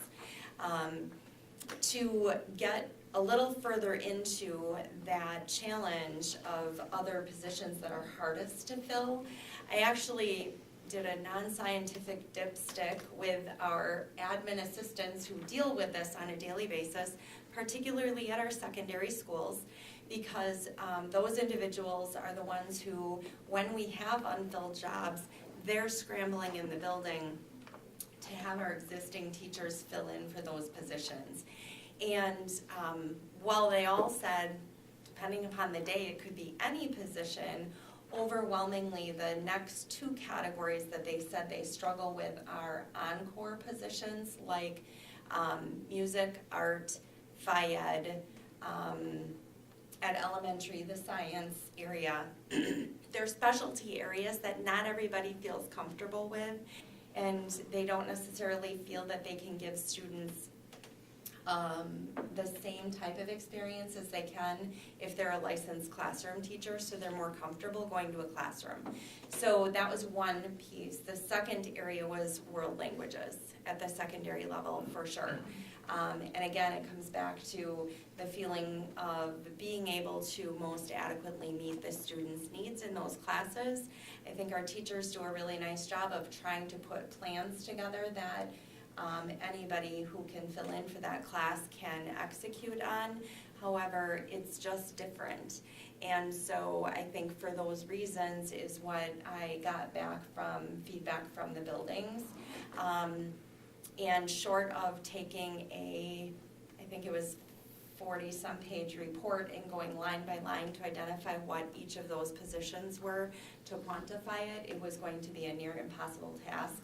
And it doesn't come out in a spreadsheet, it comes out in a PDF. So it would have been monumental additional work to get there. So that's all I have in terms of an update to respond to that question. And based on my further follow-up, I do feel that the request I put forward for the $140 a day is appropriate. I do also reiterate the second portion of the ask, which was an added $25 per day for each of our float subs, as an incentive for being ultra flexible to go everywhere that they're asked at any given moment on the morning of the assignment. Questions? I have a comment. Go ahead. Thank you for doing that research. And it sounds like it's the specialized classes that have the harder time finding subs, which does make sense because it's a specialized teacher for that class. Right. I agree. Thank you. You're welcome. What is the vacancy rate right now for subs? We get that information in terms of a fill rate, and our fill rate is typically around 60 to 65% on any given day. And It what- is slightly less than DC Everest, slightly less than Stevens Point, who do pay more than we do. And what do you expect it to go up to now with this increase? I would love to see it in the 70 to 80%. The idea of getting it much higher than that, given the lack of staff even willing to do those positions, is difficult. The highest percentage fill rates that we're seeing in the area overall in the region are around that 80% mark, which we do hit on some days, but overall it's more in that 60 to 65%. Can you just remind us where we are today? We're at $130 per day. And Everest is where? Is at 136. Okay. And we're already, so we're losing people to Everest over $6. They are choosing, if they have a choice between two jobs on that day, yes, the substitutes are telling us that straight out. And we don't think, well, never mind. So basically, I mean, what I'm walking away with is that you have all the tools you need to maximize our fill rate at 140. I believe I have all the tools that I have at my disposal to try to influence that at 140. Okay. If, special ed is one of the hardest positions for our teachers as well, and I imagine that having a low fill rate there even makes that job even harder, because now you're covering for open positions. And I said at the last meeting, I didn't expect a proposal on special ed at that meeting, and this is like, 6 days later, so I'm not saying that now, but I really think it's something we need to look into. That if we have such a low fill rate at special ed, and how much more stress that puts on our special ed teachers, that we need to look into doing something to increase that fill rate for that sub-position for special ed. I certainly think that that's fair. Even as much as looking at, I mean, you'd have to run the numbers, but how often are we looking for a special ed substitute teacher? How much do we spend on that in a given year, and would it make sense for some sort of full-time sub that could float to special ed requirements? I'm sure you've thought about all those things, but. That's usually the question I ask every year, are we getting close to that? And we never have been yet because of benefits and everything else, that we've never gotten close to that. But you can take over my annual question. Are we close enough yet There it is. to hire the Well, that's the question I full-time? had was, Yeah. how much do we spend on substitute teaching in a given, I'm sure it fluctuates, but in a given year, and analyzing some of that data, but I don't expect you to answer how much we spend on it right now. I don't have that number available right now, but no, It's a lot. it is a lot. I think you're also missing something here. And when it comes to subs are hard to find to begin with. Certification is almost an impossibility because special ed's being covered by non-special ed licensure by subs. Bottom line is with that, a lot of times it's relationship building. It's creating a relationship with a substitute teacher who enjoys going into the school, and they know they're gonna be safe, and they know that they're gonna get the help that they need. So you can talk about special ed and chemistry and world language and all that kind of stuff. But I think it's important for our building principals to make sure that they are creating relationships with our substitute teachers, because that's going to hold them versus $6 or $4 or whatever the case might be. I think 140 is reasonable, but I think I would go more into the relationship building. That is going to be very important to keep our subs here versus going somewhere else. I have to imagine the organization and the prep and what is left for them by the classroom teacher who's out is a big deal as well. I mean, if I was deciding between two schools, it probably wouldn't be the $6. It'd be which one do I walk into with a plan set that I know exactly what I do today. Because if I walk into a room and there's nothing and I've got no support and I'm lost that day, I'm going somewhere else next day. And Lance, you just hit it on the head, because if I don't get emails of the lesson plans to the night before, I don't go. So I'm going to tell you, as a sub, I'm talking about, that's very relationship building and preparation. If I have two people to choose from that are coming and sub for, I'm going to go to this person. You know, so I think those are the types of things that we need to build with relationship building. That relationship building starts at the minute they walk in the door and the way they're greeted, though. It's not just something that the principal is going to be in control of. Well, I made it a point to make sure that I went and talked to the substitutes, so I think principals can play a big part in that. Yeah, it's multifaceted ultimately. I know Jennifer Holcomb, who's in the Human Resources Office and is the primary contact for all of our substitute staff, really works hard to work on building those relationships, meeting each of them individually as they're coming in, getting them onboarded, getting them connected, making sure that their payroll is correct every time, some of those things, and at the building, there's all of those factors.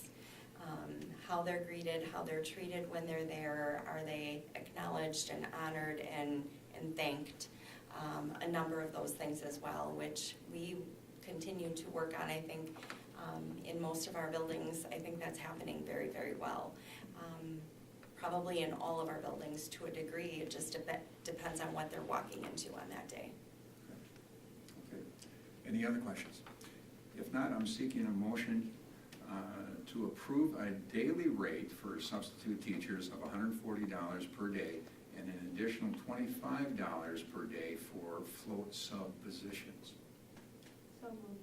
Second. Any follow-up questions? Not, all in favor? Aye. Opposed? I abstain. Abstain? Okay. One abstention and 8. Motion Thank you. carries. Thank you. Thank you very much. All right. Agenda item number 3. Anna White will share the proposed 2023-2024 calendar. Take it on. Good evening, board members. The calendar that I'm bringing you today is exactly the same as the calendar you saw last week during my presentation. What we are asking of you tonight is to approve the calendar that we're presenting. However, we would need that waiver from DPI granted that would allow us to start before September 1st. So we're just asking for approval so that we can go ahead and fill out the necessary paperwork and get the public hearing that is necessary scheduled. And of course, the approval would hinge on that waiver. I would also like to take this opportunity to thank the Wausau School District staff, as well as the parents who have reached out, providing feedback on how they would like to see the calendar look. I want them and I want you to know that this calendar that we're bringing to you today takes all of that feedback into consideration. So I'd like to thank them before you have discussion and vote. All right, I'm going to put the motion on the table to begin with. I am seeking a motion to approve the 2023-2024 Wausau School District calendar as presented, pending DPI's approval of waiver to start before September 1st for construction purposes. So moved. Second. Questions? Can you tell me if this calendar has snow days built in? Yes. Yes, it would allow for flexibility for those traditional snow days, because what we could do is the independent learning days, we could easily swap one of those out for a traditional snow day, and that would not affect minutes or anything that we see currently with the current calendar. So then those independent learning days potentially are all built-in snow days then? Potentially. Okay. Any other questions? If not, all in favor? Aye. Opposed? Motion so carries. Thank you. Thank you very much. Request a modification in West High School referendum budget. Per board members' request, the board will be asked to consider an expansion of the Wausau West referendum budget. I can start. Just so everybody, we do have, I think Sharon Gold and Steve Schonert. I see three, I'm not sure who the third is, from Nexus to help. What's that? You have Sharon and Steve on. Sharon and Steve, okay, thank you. This is an unusual process. We had a request from a school board member to expand the budget because of some design questions. So, Corey, do you want to go ahead and kind of share what you're thinking? I'm the cause of this. Because of my questions I had regarding the school forest project, Superintendent Hiltz allowed me to sit in on, excuse me, the West design meeting approximately 3 weeks ago, and I had to leave that meeting early. But as we went through that, we'll say the plans that were presented to the public on the referendum regarding the auditorium and front office areas. It included a community room in one version, and in the version we had initially started talking about at that meeting, it was 1,666 square feet too big, which wasn't going to meet budget. So the architects, along with Sharon, made some modifications to that, get rid of the community room and cut that 666 off so it would meet referendum budget. Then I left the meeting, more or less, but I did ask and got the answer of how much the 1666 would cost if we left it. It was approximately $350,000 to $400,000 range. Okay, so I left the meeting, and then we had a meeting last Thursday, and unfortunately Bob and Dr. Hiltz weren't able to be there, but I'm so happy that Sharon is on the line, so I don't miss the details. But between the two meetings, Dwayne with Somerville Architects resolved many of the issues that were brought up at that meeting 3 weeks ago. One of those being some modifications with the kitchen and how that affected seating in the commons, and making sure that our students had enough seating in the commons. My son had said, yeah, I didn't get to sit with my buddies the one day, and that kind of what Principal Steckbauer and I kind of came to a conclusion. Yeah, there might be enough room in the commons for the kids to physically sit, but they're not sitting by their buddies. So Dwayne found quite a few solutions, and one is there's a storage room more or less in the front corner of the commons now. It'd be the southeast corner, and that would get turned into a flex classroom, overflow seating for the commons. It works as a community room. it works for the cheer group, it could work for an outside group to come in and present things to the students, a small career fair area, all those kind of things. One of the other problems that exists at West is the 6 mobile bleacher units, and the equipment it takes to move those are in that room. So the very first plan, there was a storage addition built onto the east, again, the southeast corner of the field house, and Dwayne put that back. It gets the things out of the way for the indoor track meets. Students don't have to worry about running into them. Right now, the units block some of the doors at certain times, which isn't ideal either. It fixes a bunch of the problems. He fixed a bunch of the problems that were going on with the kitchen area by moving only one locker room, kicking the coaches' rooms back and things. He was able to actually reduce the field house or commons area, original edition, by about 1,600 square feet it would have, because he moved that over and put it on as storage on the field house. So as we went through that meeting, he had a design 2 and a design 3, and I had hoped that Dwayne was going to share design 4 that was going to merge all these things with the administration so that they would be able to see that, we could see that, and be able to discuss it with a visual reference. So I appreciate being able to discuss this and bring this up. I think Dwayne and the team has solved 95% of the problems, did a very good job of keeping it within the specified referendum budget, and with the associate principal there, along with Principal Steckbauer, I said, if we added the 1,600 square feet more or less on the back and moved the other locker room and shifted the kitchen around, we'd gain another 120 seats within the commons, and that would fix pretty much all the issues.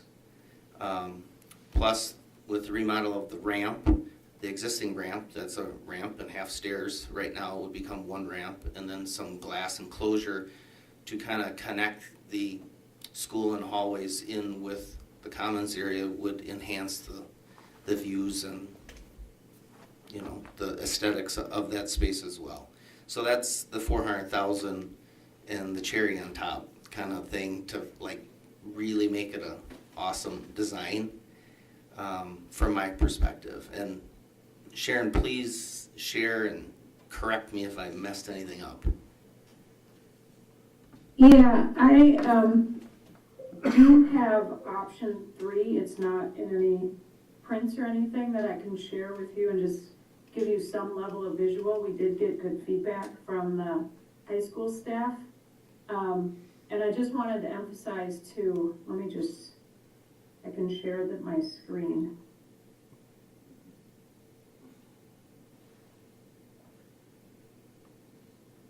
Okay, you can see the floor plan here? Right. We can.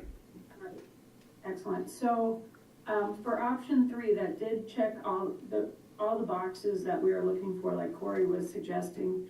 And one thing that's really important to just note with this option is it did have good feedback with the building, and it met the referendum criteria of what was asked in the question. So what Corey was talking about visually is this, I'll zoom in here, this room, what we're calling the community room, can be considered overflow seating, and I'm just going to describe it, option 3 real quick.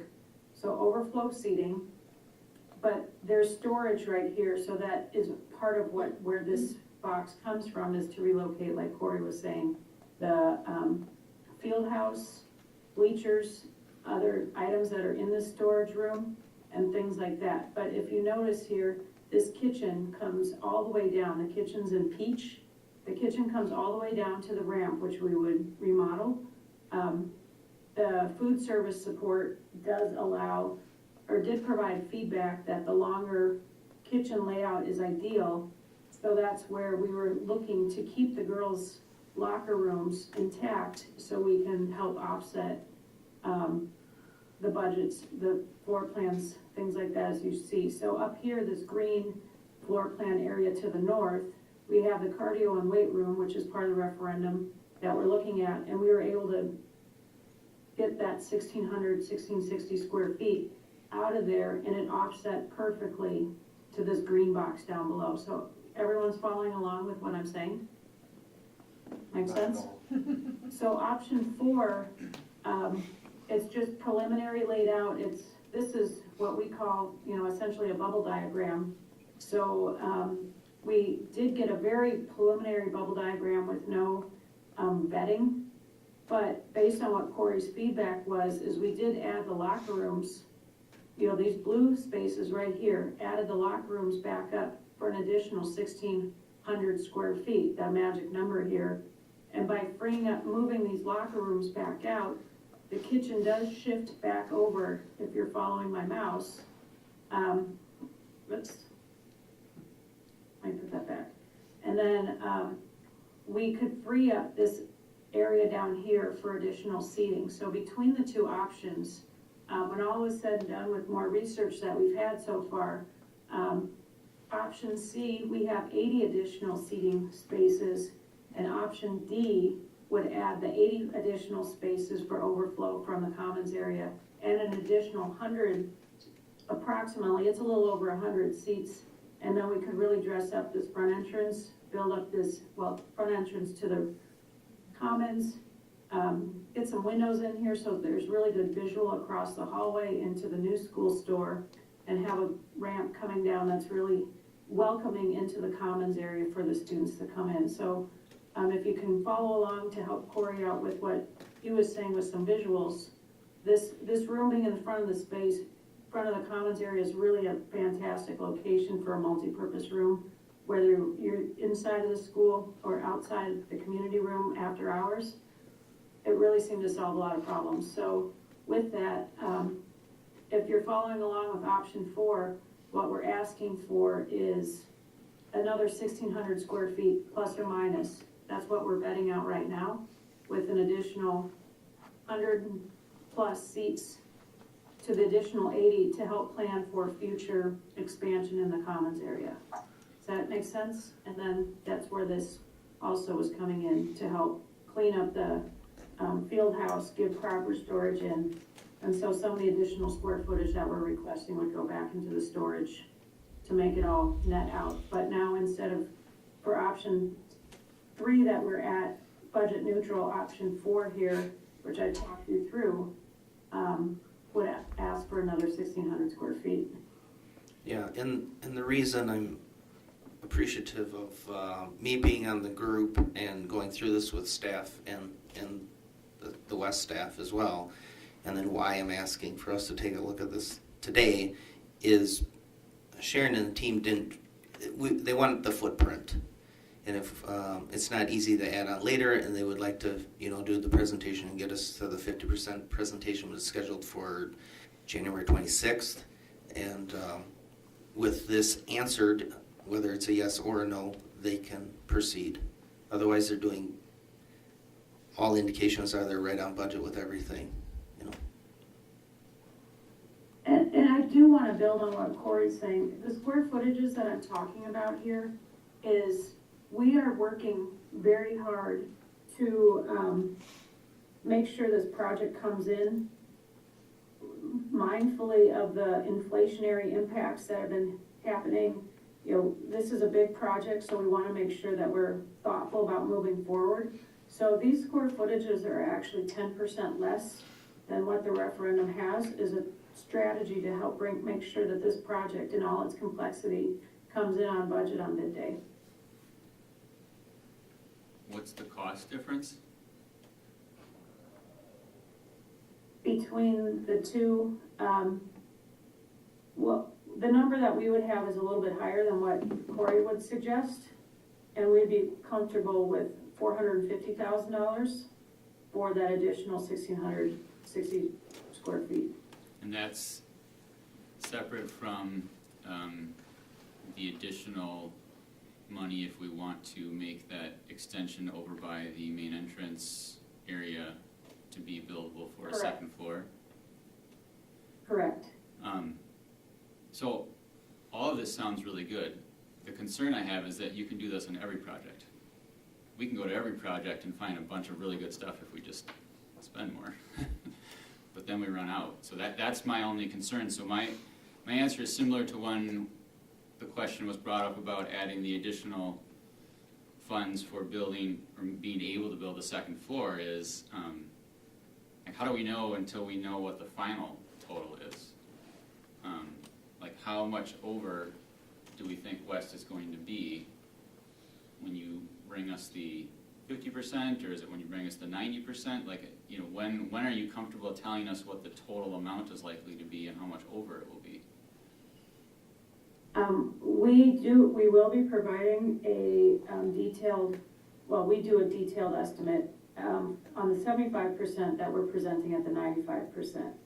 So, but the strategy I have listed with the 10%, a lot of percentages here, 10% square footage reduction on the new construction, which is the most expensive square footage that we're touching in the project, is a strategy to help make sure that we're meeting our budget on bid day. So we're being thoughtful about streamlining scope and efficiencies to make sure that we do the best scope deliverable based on the referendum, you know, what the voters approved and the feedback that we're getting from the district and teachers, principal, et cetera. So there's a balancing act. So it's a challenge to give you a total budget right now, but we have really good strategies to make sure that we're getting there at the end. And we're transparent about it. What is the current commons capacity?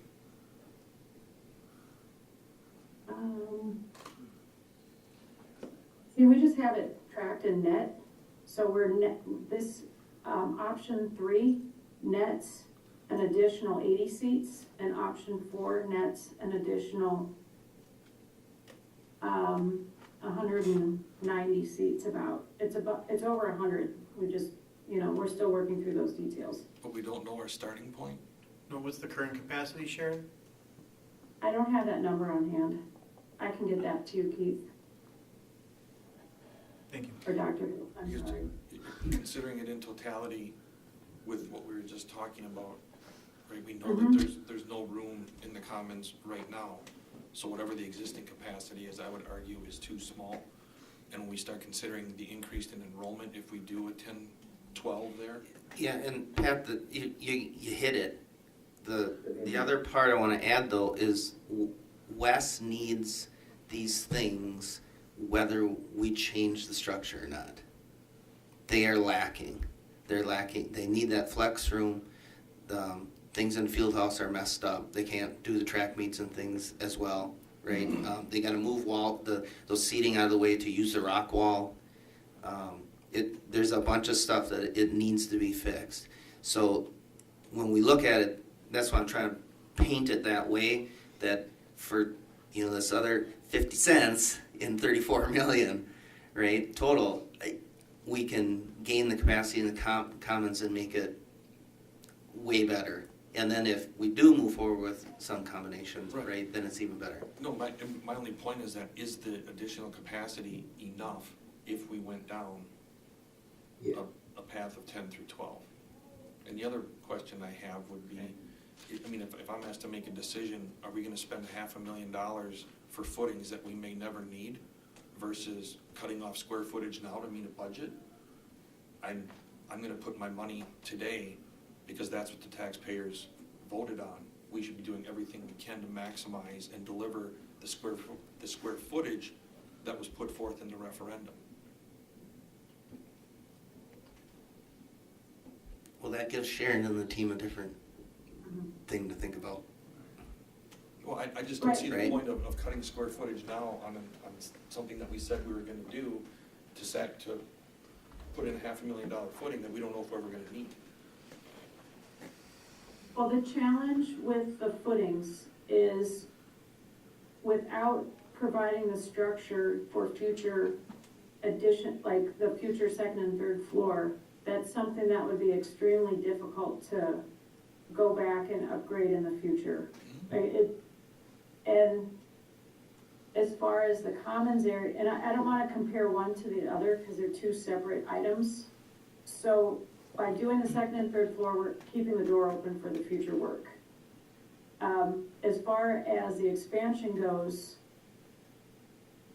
that one's a little bit less, hard, fast, like a hard edge on, or a hard boundary on where that would be. So the challenge with this one is we do have a option 3, and actually option 2, which I don't want to talk about, or I'm not prepared to talk about in too much depth, is those do meet the original referendum boundaries for the scope of work in the budget, where option 4 allows us to plan for the future better. So that's where we're looking for direction on also what's the most important to be able to bring to the commons. Like, there's always a trade-off, right? And so we just want to make sure we're the most thoughtful in the direction, looking for your feedback on whether that trade-off at this time is the most acceptable way to spend, essentially additional money. Does that make sense? No, and it's probably just me, but honestly, just hearing this verbally, and it's clear as mud. I have no idea what we're being asked to approve. I'm asking us the same, and we didn't really necessarily approve the 500,000 for the footings, we just kind of all head nodded, right? But And we're waiting for the 95% to come in with that included, Yeah. so we could make decisions. Which is where I think Lance was going, like, this should be another inclusion or a consideration in that 95% approval that we have to. Yeah, that's what I, like again, it all sounds really good. But it always sounds good when you add cost to the project, so we can do that at each of our projects, we can find lots of good stuff. But it's just hard to wrap my mind around it without seeing the 50% and then I know you don't wanna come to us with a 95% and then have us change it, but this might be a project that needs to have a couple options that are more developed before we decide, and yes, that means spending thousands of dollars maybe on some preparation of those options, but that's probably worth it if we're talking about hundreds of thousands of dollars of difference in the cost. Well, and I'm confident, go ahead. I was just gonna say, what I'm hearing is, the one, you are working really hard to keep us on budget. 2, the architects did a really nice job solving a number of problems. There's likely to be an increased cost. How about we do the same thing we did with the foundations? Give us a thumbs up to design it. We will continue to work, with Nexus to get this thing on budget, or within budget plus interest, right? That's, because I hear you're trying to future-proof everything, and it's great, and Corey, I really appreciate you're adding your insights to this. But I guess I would like to wait. Sharon, when's our next formal update to the board on West? Is it January 26th? And that's a 50%? Okay. How about if we give you till January 26th? Let's build in the foundations and this new option Number 4. And we'll bring that to you on the 26th at 50%, and we'll have a better understanding. You'll have more time to analyze it. We'll get time to get feedback from our staff. I'll get time to understand it, because frankly I don't, because I just saw it this morning. So is that agreeable to the board?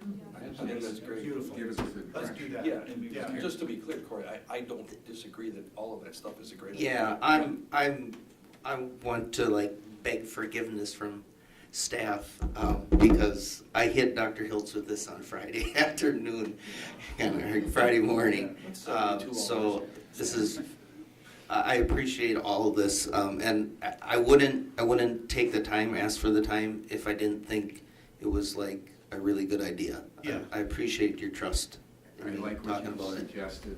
I think, to put it in a nutshell, what you suggest, Sharon, let's go with Yeah. that. All right. Sharon, we'll touch base, what is today, Monday? Tomorrow, Right. right? Okay. And we'll talk more about That this, so. sounds good. Good, Yeah, all we'll right. figure out a way to present it to you all in a thoughtful and more in-depth way Yeah. at the 50%. Sounds So- great. Thank you, Sharon. Thank you. Thanks, Sharon. Thanks, Thank you Steve. very much. Thank you. Thanks, guys. Okay, agenda number 5, I'm requesting for a closed session pursuant to state statutes. We need a roll call vote on this. I'm seeking a motion to enter into closed session to discuss, approve administrators' contracts, evaluation and employment of superintendent of schools, and reconvene an open session to take further action if necessary and appropriate. Second. All in favor? Aye. No, that's right. Roll call I vote. even stated that. Thank you. I was moving it. Go ahead. John Kreischer, Yes. Pat McKee, Yes. Cody Nicolai, Yes. Joanna Reyes, Yes. Corey Sillers, Yes. Vince Trollope, Yes.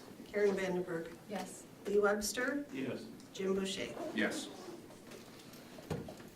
Moving down to the PDC, I can get you through the door down there. Okay.